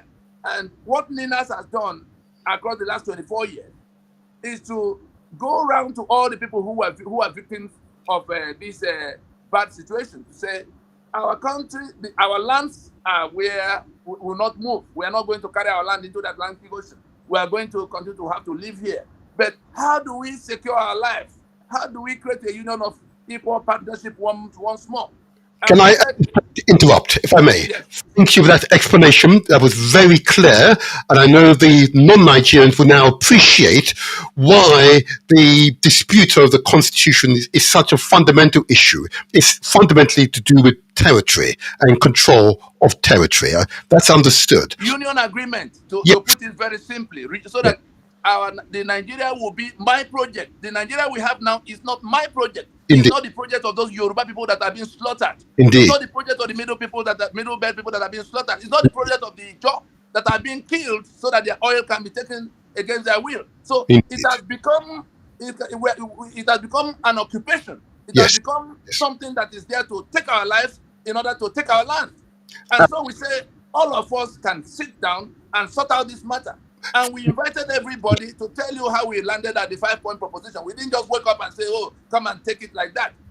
We had a process of 20 years of going house to house. Yes. We invited that North, along with other people, Pronaco. Yes. Between 2005 and 2006, Yes. we had 164 ethnic delegations. Mm-hmm. Fulani came as Fulani with all the troubles. Ijaw came as Ijaw with all the headaches. Yoruba came as Yoruba. And we sat down across a period of 2 years to place all the issues on the table. And we did ask ourselves at that conference, gentlemen, do we still think we can manage to, organize ourselves as one political union in the face of all of this? Buhari, that is the champion of Sharia, was a part of the Fulani delegation that came to that, discussion, that meeting. Right. And the current Sultan of Sokoto, Syed Abubakar, who was a colonel in the army at the time, was part of that Fulani delegation. So it was a full discussion to say, let us go back to what can work. What we have now is unsustainable. You have a majority, more than 75%, that are willing to place their lives on the line to destroy that Nigeria that is now feeding on their blood. That's not the Nigeria they agreed to be in. Okay. And for those who are not Nigerians, who are watching from afar, yes, those who think that Nigeria has to be sustained so that Africa can have a big country, yes. we have a giant with a clay foot. Nigeria of unitary Nigeria, the Nigeria of now, Nigeria of this kind of constitution, worse than apartheid, has become the greatest setback for the black man across the world, because that Nigeria will amount to nothing. We have identified what the problem is. We have put in process a solution that is that is potent, that is applicable right now. The only thing that has not happened is that those who are pointing guns at us are saying it cannot be discussed. No, Tony, so thank you. And you've gone into the fourth proposition, and right. Of course, you did it. So the announcement of a time-bound two-stage transitioning commenced with regional referendums for constituent components to recommit to or opt out of the Nigeria Union. Then destination of terms of union depending on the outcomes of the referendums. So you started to hint to this, but I did need you, but very slowly, again, for the non-Nigerians to appreciate what you're saying, I did need you to just unpick what I just described there. Announcement of a time-bound two-stage transitioning commenced with the regional referendums for constituent components, in other words, peoples, to recommit to or opt out of the Nigeria Union. Just explain that for us. Slowly explain it, just so that it's clearly understood, the path that you're on, please. Thank you. What you just read out now is the item 5. Item 4 is where we now came down to, if we go to this transition, what exactly are we going to be doing? Who will know what? When? How? Yes. And so we said, what has happened to Nigeria is that the owners of the sovereignties have been locked out of the entire arrangement. Indeed. And the captors of states are the ones organizing and sharing their blood. And so we said it has to be the Yoruba that could be a country of 60 million people today if Nigeria were to cease to exist. The Ijaw that could be a country of their own, the Igbo that could be a country of their own. Nigeria have been evading them. Nigeria has never allowed them to come to the table to discuss their sovereignty. It has always been either the British or the military that will impose whatever will become constitution. And so what Ninas has done differently is to connect with them, the owners of the sovereignty. Yoruba will be on the table, Ijaw will be on the table to define the modalities for even that discussion.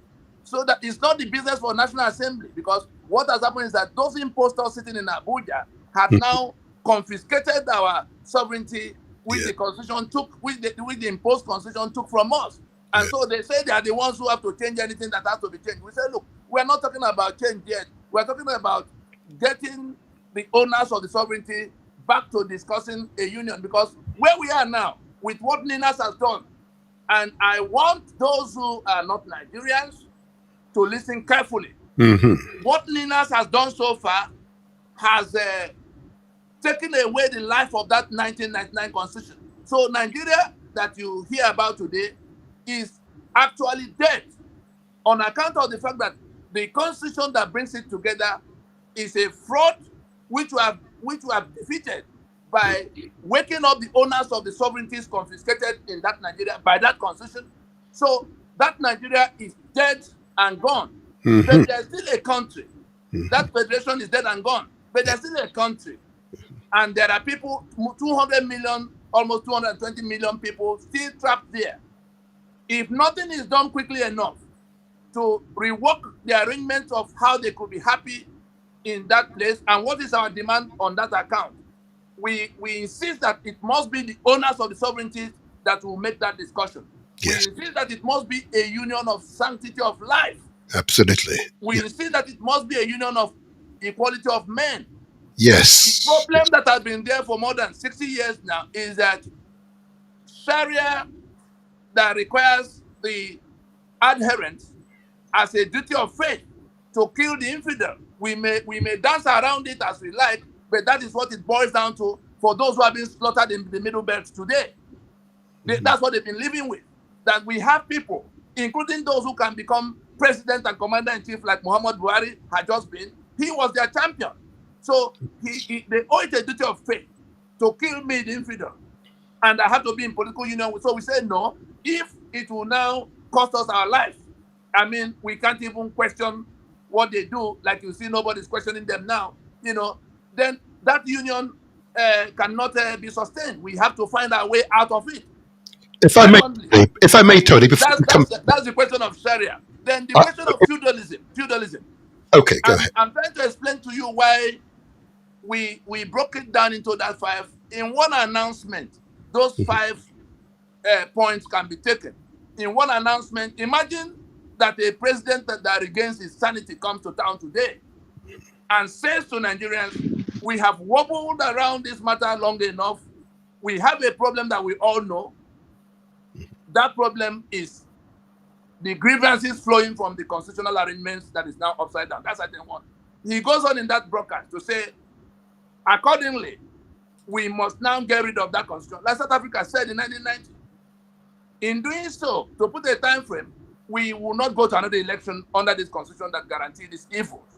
Fourthly, the owners of the sovereignties that were excluded in the making of this union arrangement, constitution is union arrangement simpliciter. And so the owners of the sovereignties will please have to come to agree on the time frame within which we can carry out these changes. They already know what they want because of all the meetings they've had among themselves. They have common ground. And so it is to get them to formalize those common grounds. That's item 4. So that they can say in 18 months, in 6 months, we can go to A, B, C, D and have the formations in which and decide in 2 stages. The 2 stages remain there is because the union at this point is in dissolution. Whether anybody understands it or not is not of great concern to us on account of the fact that the constitution that brought us together was a fraud that we have defeated. We have defeated that fraud. And so the choices before everybody now is whether we can peacefully go back to refloat the union and it becomes a union of agreement in which I'm happy to be there and my life is safe there. My economic assets belong to me there. Yes. Or if we refuse to discuss, those who have been slaughtered, those whose economic assets have been taken all these years, they will have no option but to work out their own salvation in their own way. That is what Linus is trying to avoid, because it will soon become warlord. It will soon become Somalia. Yes. But if anybody is stupid enough, and I'm a lawyer of many years, I choose my words carefully. If anybody is obdurate enough, if anybody is stupid enough to think that because you have people who are wearing some police uniform, army uniform, pointing guns at other people, you can then molest them and intimidate them into submission. They will kneel down and wait for you to come and behead them. We saw the role of Buhari that just left office. There was complicity, open complicity, in the killings that are going on all over the country. And if he's Fulani, and the people doing these things are known to be Fulani, and he's commander-in-chief of that army that is supposed to be protecting me, and he's standing the army down when the Fulani go in to kill people, what reports have you been getting from the Middle Belt, from the victims of those assaults? Is it not that there's complicity? You had a former chief of army staff, General Danjuma, saying that so in all of that, we say, let us first have those constituents, those who will federate in the Nigeria that will emerge from that discussion. Okay. Let them be identified, the owners of the land, and so they will have to recommit. They will have to recommit by regional referendum to continue in the union, because it is in that first layer of discussion that the question of Sharia will have to be settled, and the question of feudalism. You understand? If you don't bring it up for discussion, if I made this point, and it is you've beautifully laid out the pathway to peace and prosperity. And I should have really ended up the last slide here should have been the pathway to peace and prosperity. I think that's what all Nigerians want: peace and prosperity. Okay. Yes. Yeah, I think that, and I should have, and I realise it would have been a more powerful ending. But the transition for union and reconfiguration, okay, is a necessity if we are to achieve peace and prosperity. If we are to have a union at all, we have to have a union. It is true. We begin to talk about prosperity in that union. Those two stages. Those are the two things that have to be sorted out. And there's there's somebody called Bola, the Attorney General of Nigeria, that was killed the other time when Obasanjo was president. He raised this issue so succinctly.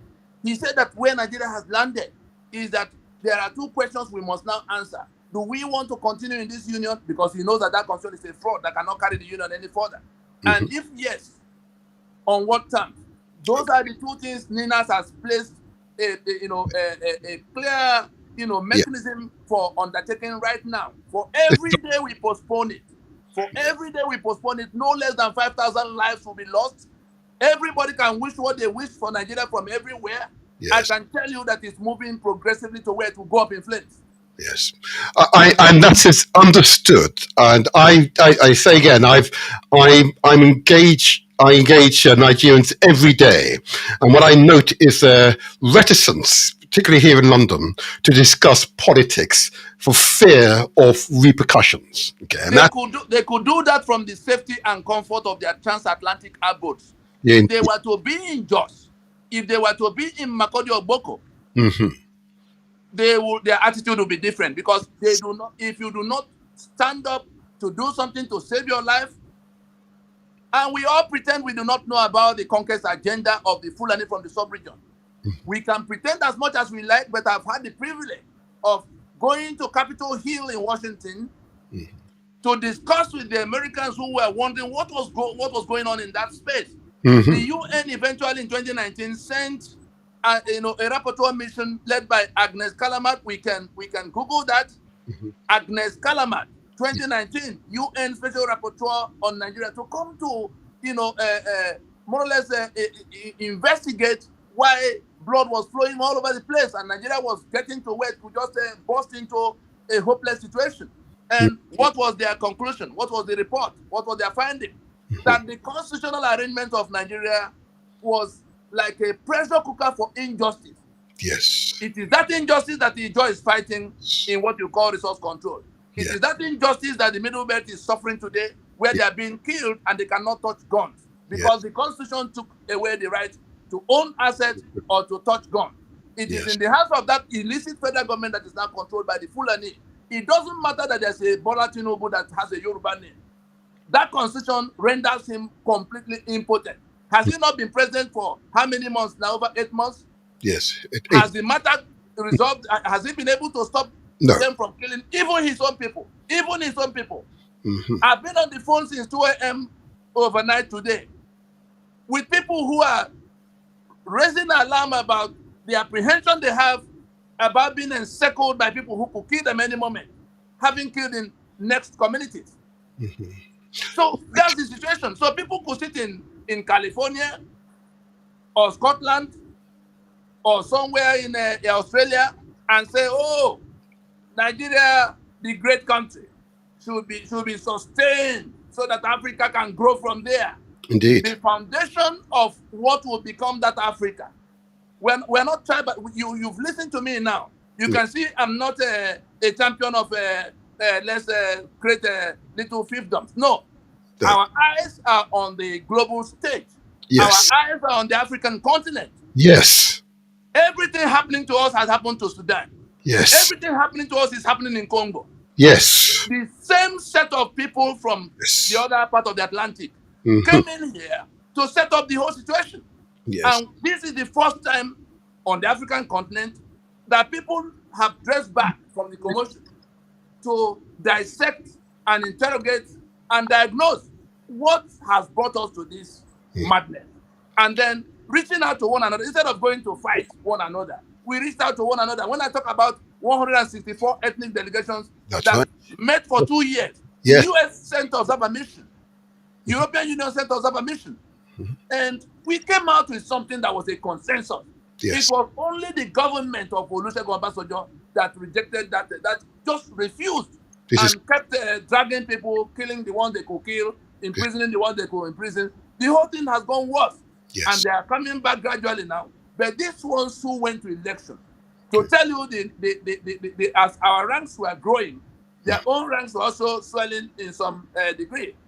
The people that went for the calamities emanating from Nigeria today, the first blame will have to go to those who chose to go to election 3 years from 2020, when we put this plan on the table and gave there are more than 330 broadcasts on the NINA's YouTube channel.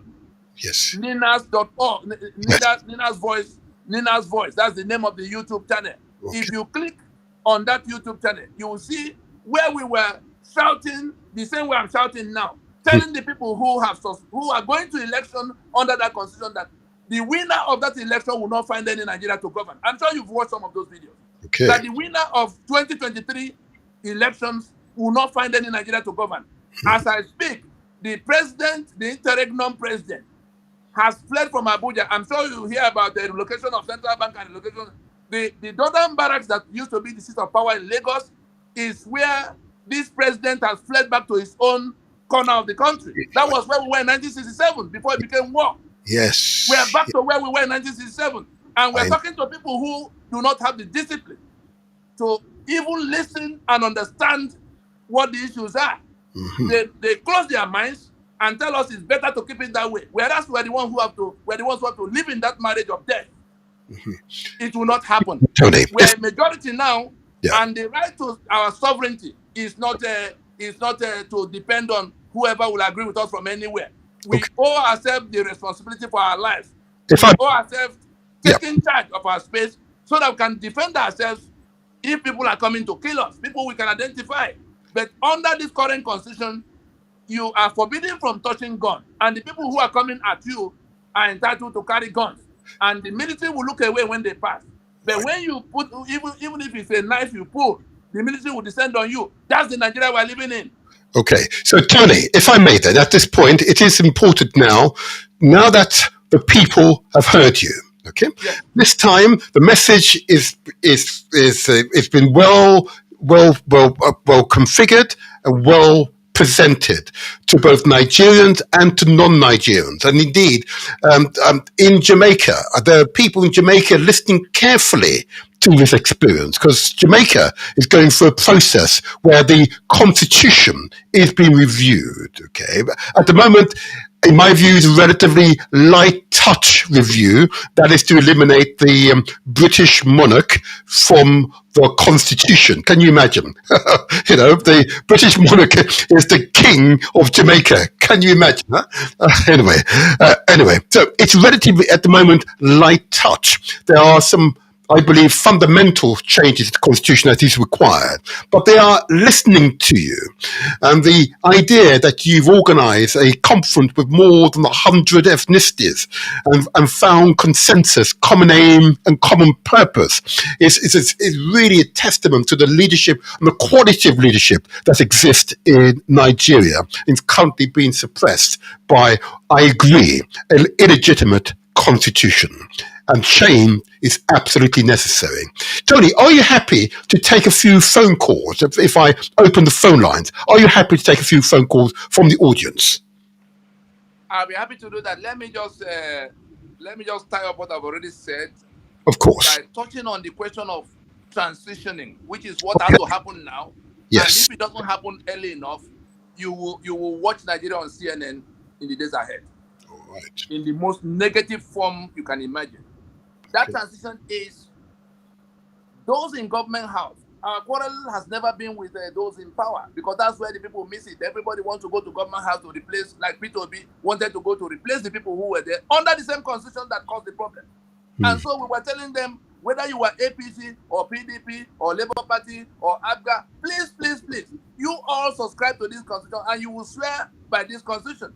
The 36 states and 7 local areas and the exclusive list, everything that made Nigeria what it has become will still be in place, and your hands will be tied. It's not within your reach to make constitution, because constitution making is exclusive to the sovereign constituent component.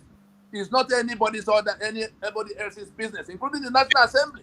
Yes. And so the transition we offered, and they better take it while the offer lasts, because if law and order breaks down, we won't be discussing transition anymore. It will be unilateral action. I'm sure you saw Yoruba on the street from the killings that happened to their king. You saw them saying that they no longer want to be in Nigeria. You must have seen the video by now. It is true. So the transition NINAS has offered is one in which those currently in government house, including the illicit president and all the governors and senators, can remain in place in the period of that discussion that must now happen. Like South Africa, you remember that Frederick de Klerk was elected together with Botha. He was vice president of Botha. It is true. Then Botha took ill, and then he stepped in as president. And he had the presence of mind to recognize and acknowledge that apartheid constitution could no longer carry the society of South Africa.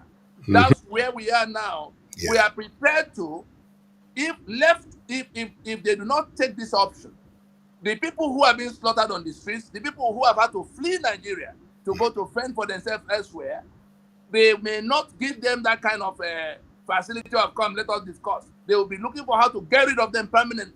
And so we stand in the middle. We're statesmen. We are statesmen standing in the middle to say, gentlemen, we can solve this.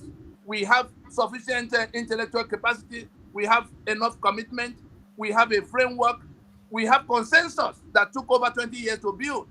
Let us solve this matter before it becomes something else. So that transition accommodates those who are doing this evil in the government houses of Nigeria. Okay. So stay in some limited capacity. That's what you see in that item 4 and 5. What will happen in the period? Transition. Tony, thank you. I just wanted to make that clear that we're not asking them to go home right now. We're saying you must come in an altered capacity, like the transitional government in South Africa at the time Kodesa was, holding his discussion. We're prepared to stand in the middle, even against those who may not want that. So let us.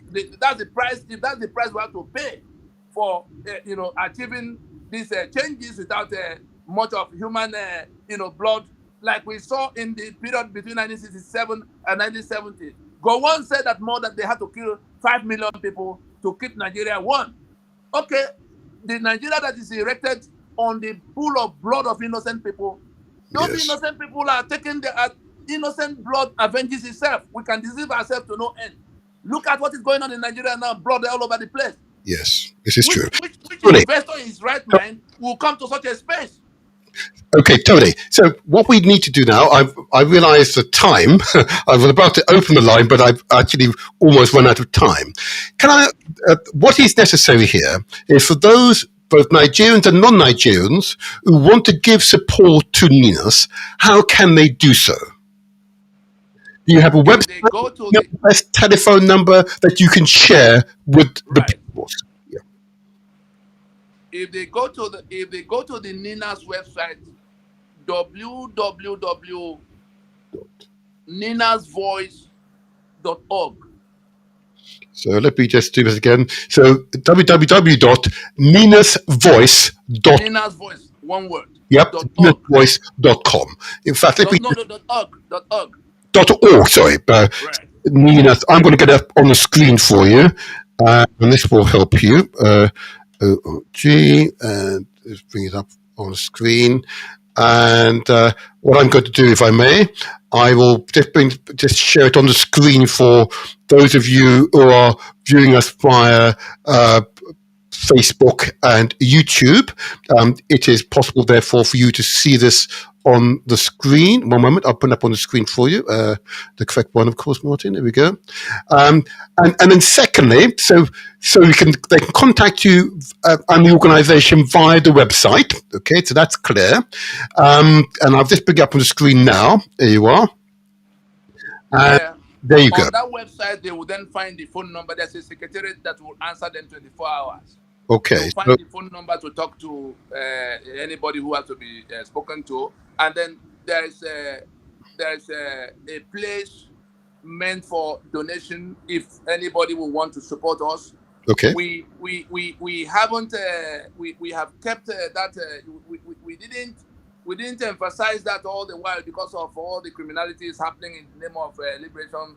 People are just busy collecting money. Ninas has never asked anybody to come to contribute, but now they can see. Okay. We have arrived at the point where we have to execute, where we have to operationalize, and so we'll be happy to welcome donations that people may be able to make.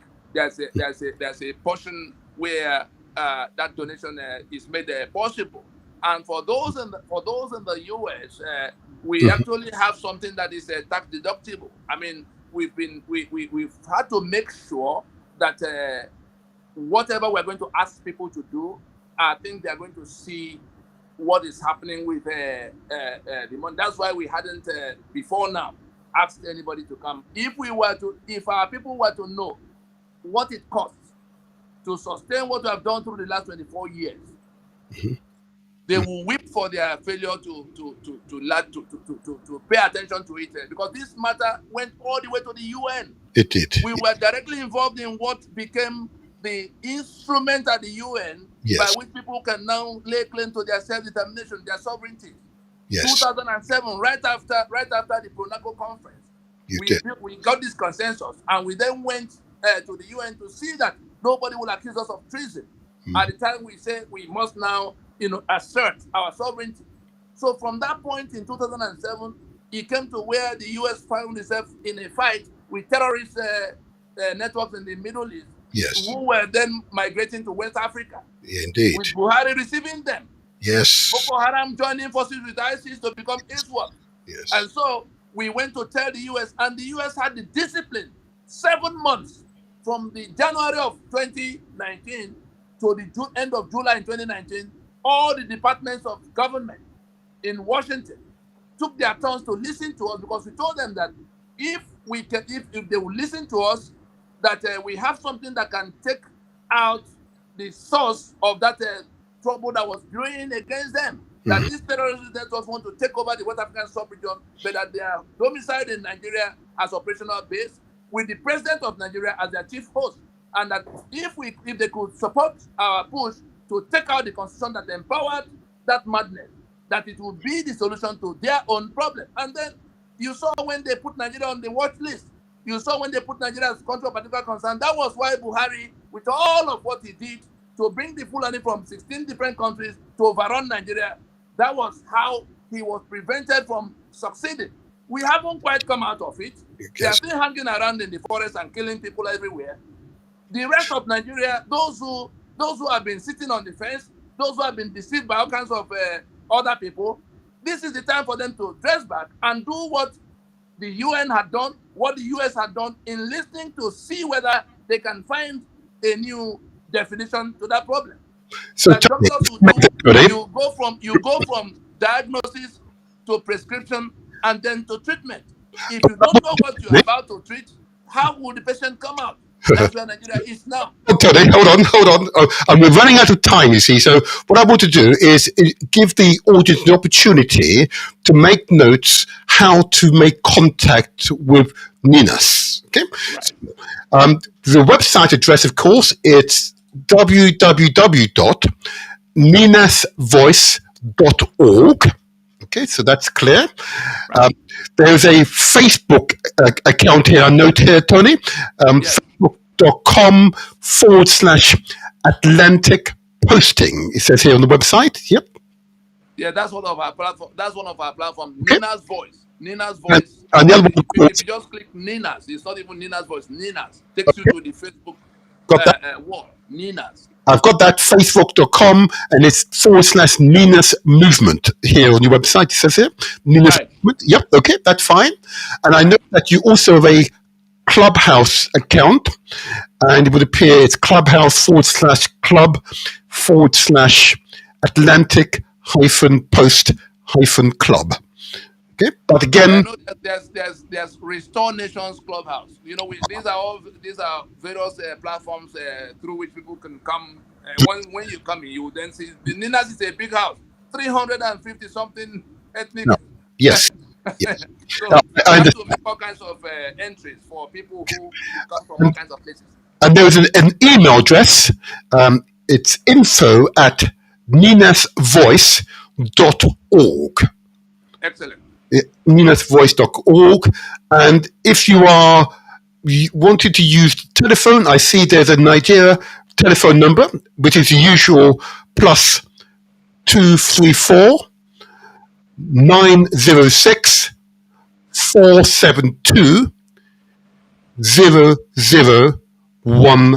I repeat that number for those who wish to call, make contact with Ninas. It is the usual international dialing code of plus 234 906 472 0016.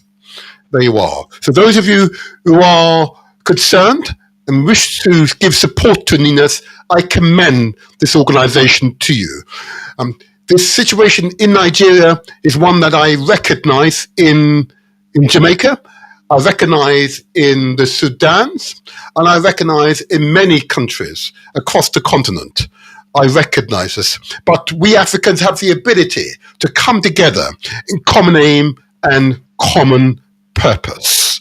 And I am confident that we hold the solutions. I mean, you've demonstrated, Tony, the wisdom, the wiseness. We stand on the shoulders of giants. And because we have such a great history, all things are possible.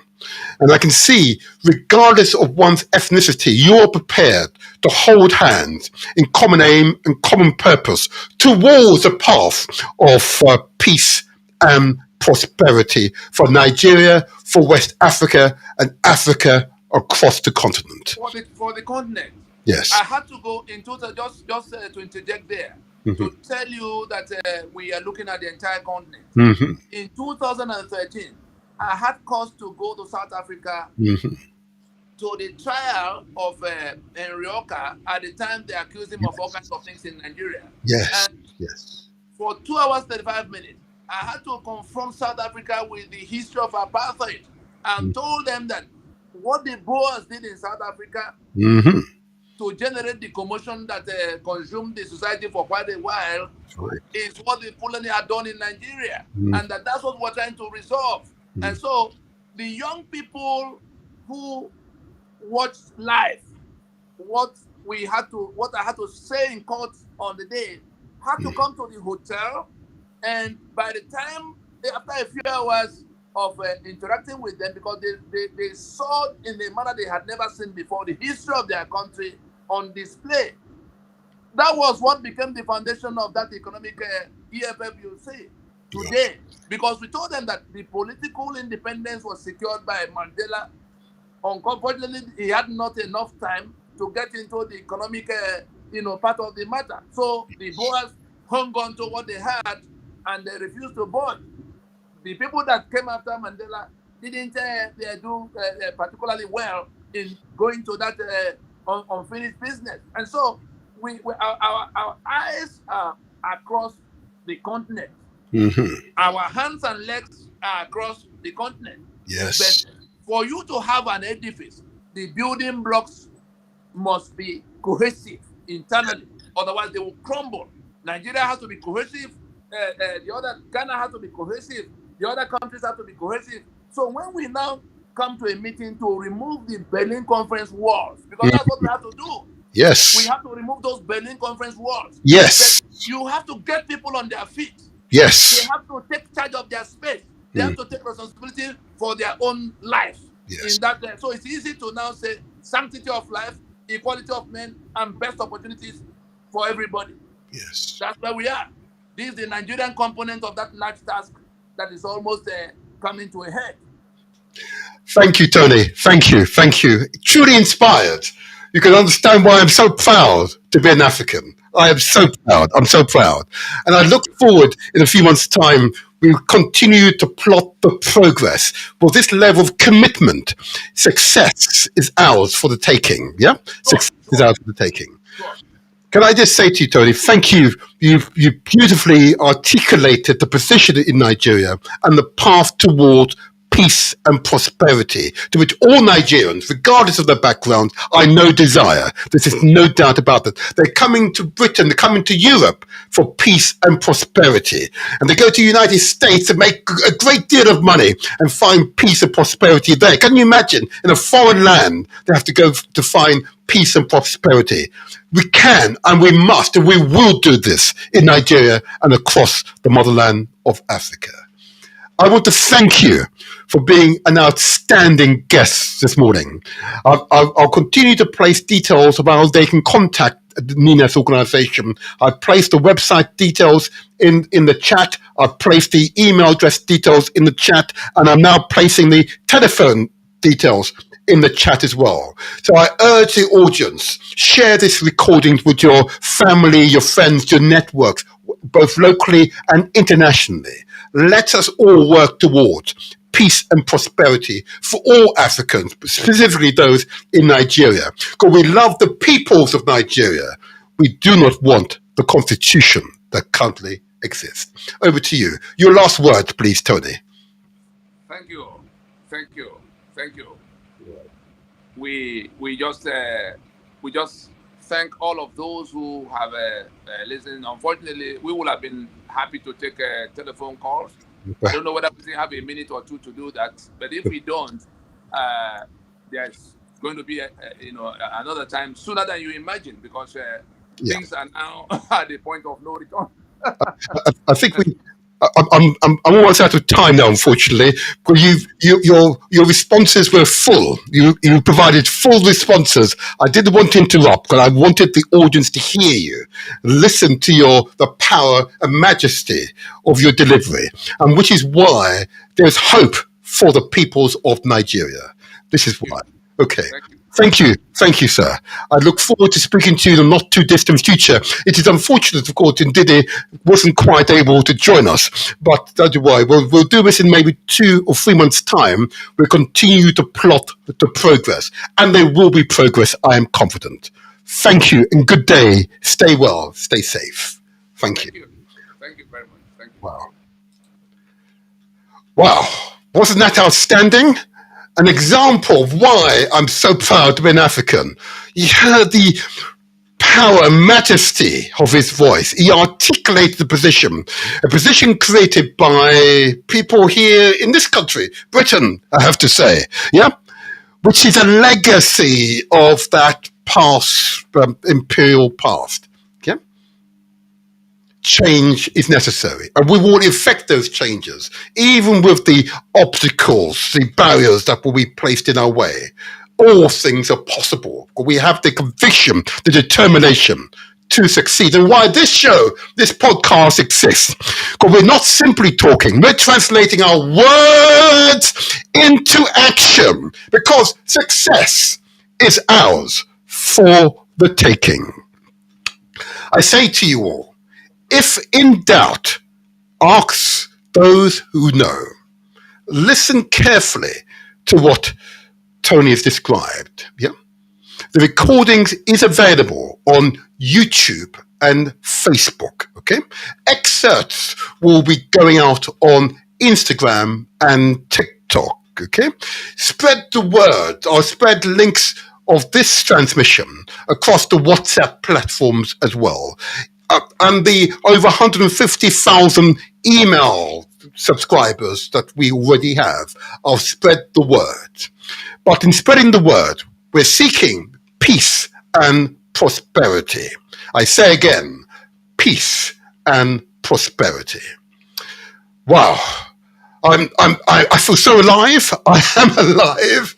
And those of you who are listening via the galaxyafui.net network, please continue listening there, because they are truly an inspired group of Africans, truly inspired, because the story that you've just heard just now applies to most of the African world, whether in the continent, the Caribbean, the Americas, or here in Europe.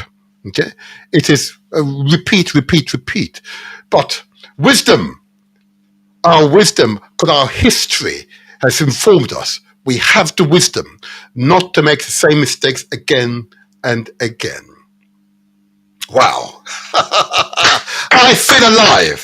But remember, before I go, I want to give a big shout out to the Ubuntu Generational Wealth. Okay, let me bring up the caption very quickly on the screen. I want to give a big shout out to them because, of course, their work in ensuring that the Ubuntu Awakening Summit, which will be from the 5th to the 10th of February in Kingston, Jamaica, okay, is a summit to which you all will benefit, okay?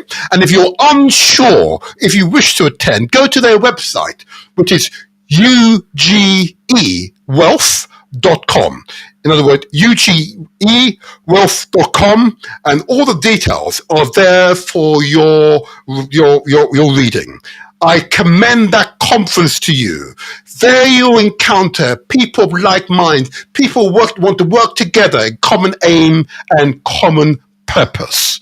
And I commend that conference to you. And if I say in conclusion, these shows are intended not for you to sit there and absorb, simply. It's intended to stimulate an action, a personal action often, but most certainly an action that affects both yourself, your families, your friends, and your wider networks. I say to you all, be strong. Do not give up.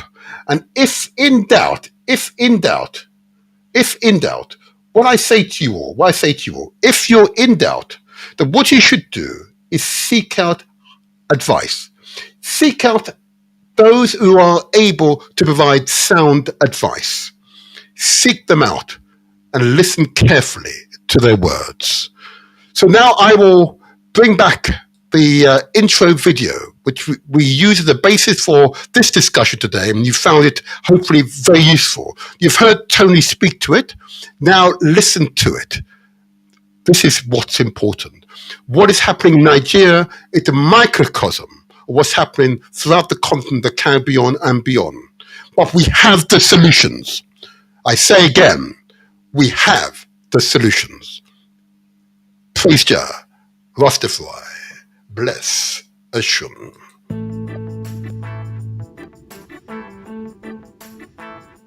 We love Nigeria. There we go.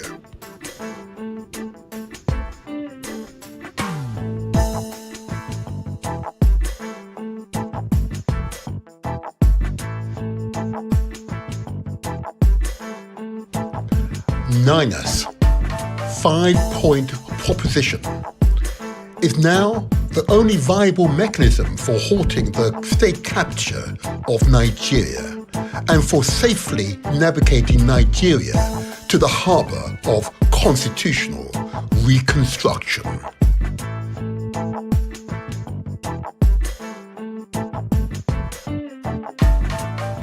Proposition A. Acknowledgement of the constitutional grievances raised in union disputes.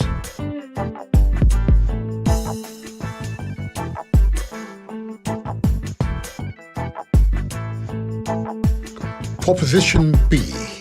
Express commitment to decommission the imposed fraudulent and unitary 1999 Constitution.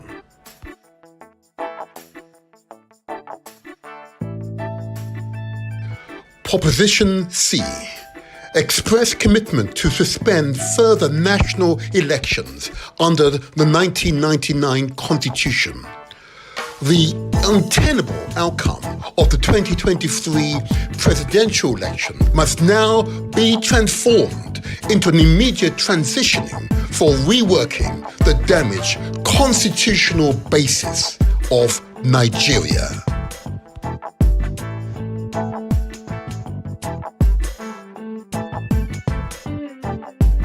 Proposition D. Constituent peoples of Nigeria to work out the modalities for transitioning.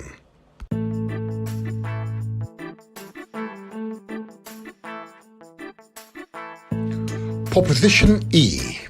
announcement of a time-bound two-stage transitioning commence with a regional referendum for constituent components to recommit to or opt out of the Nigeria Union.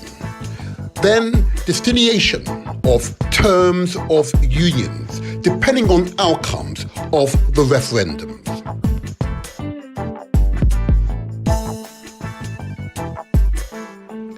Ninas is right.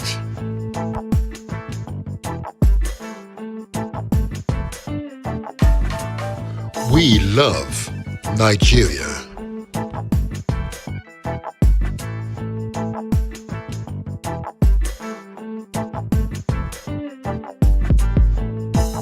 Transition for Union Reconfiguration. We love Nigeria.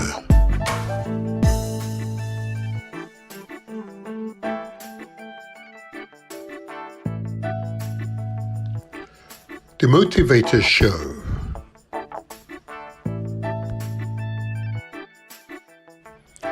The internet's most inspirational podcast.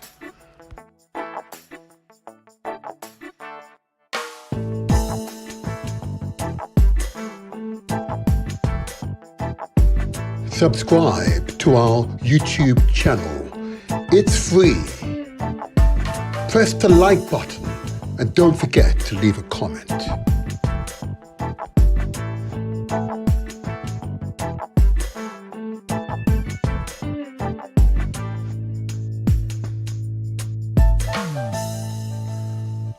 Follow us on Facebook. Give us the thumbs up and share with your family and friends.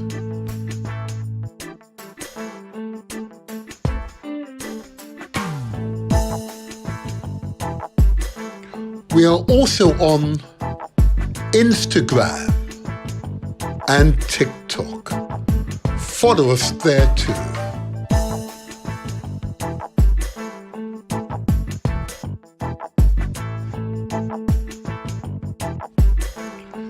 The Motivator Show. The internet's most inspirational podcast. Every Saturday morning from 8 to 10.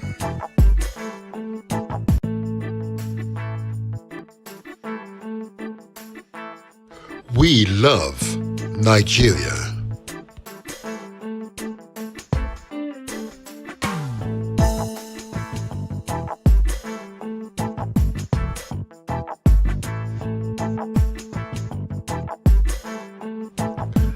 Ninas 5-point proposition is now the only viable mechanism for halting the state capture of Nigeria and for safely navigating Nigeria to the harbour of constitutional reconstruction.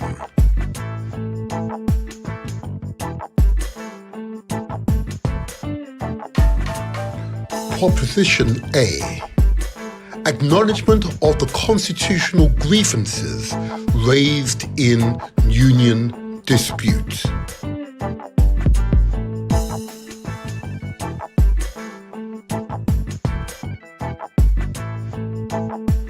Proposition B. Express commitment to decommission the imposed fraudulent and unitary 1999 Constitution.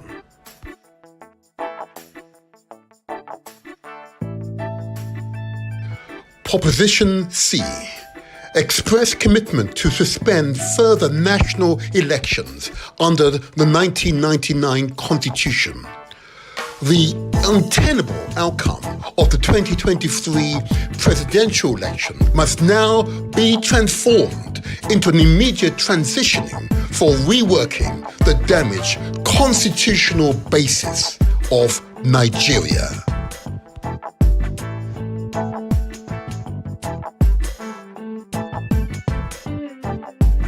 Proposition D. Constituent peoples of Nigeria to work out the modalities for transitioning.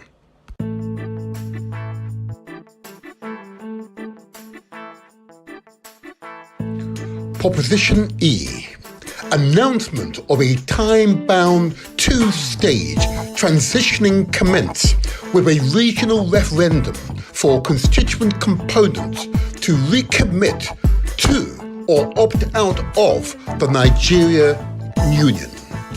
Then delineation of terms of unions depending on outcomes of the referendums.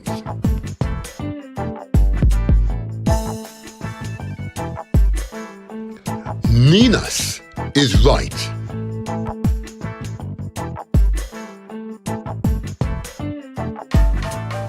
We love Nigeria.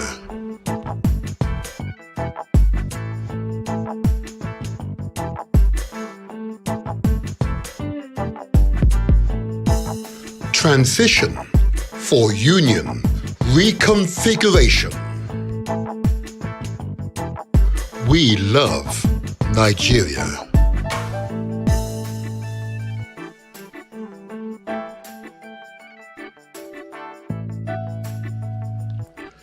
The Motivator Show.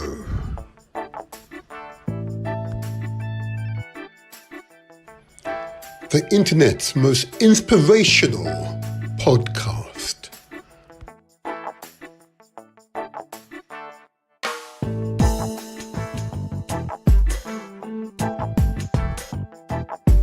Subscribe to our YouTube channel. It's free. Press the like button and don't forget to leave a comment.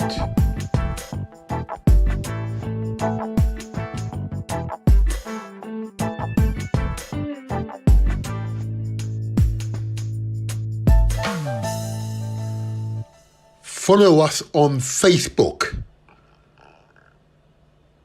Give us the thumbs up and share with your family and friends.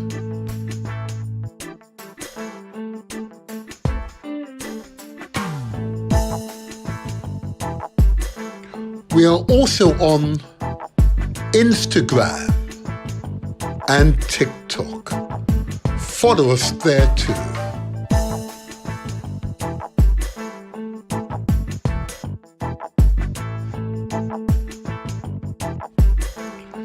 The Motivator Show. The internet's most inspirational podcast. Every Saturday morning from 8 to 10.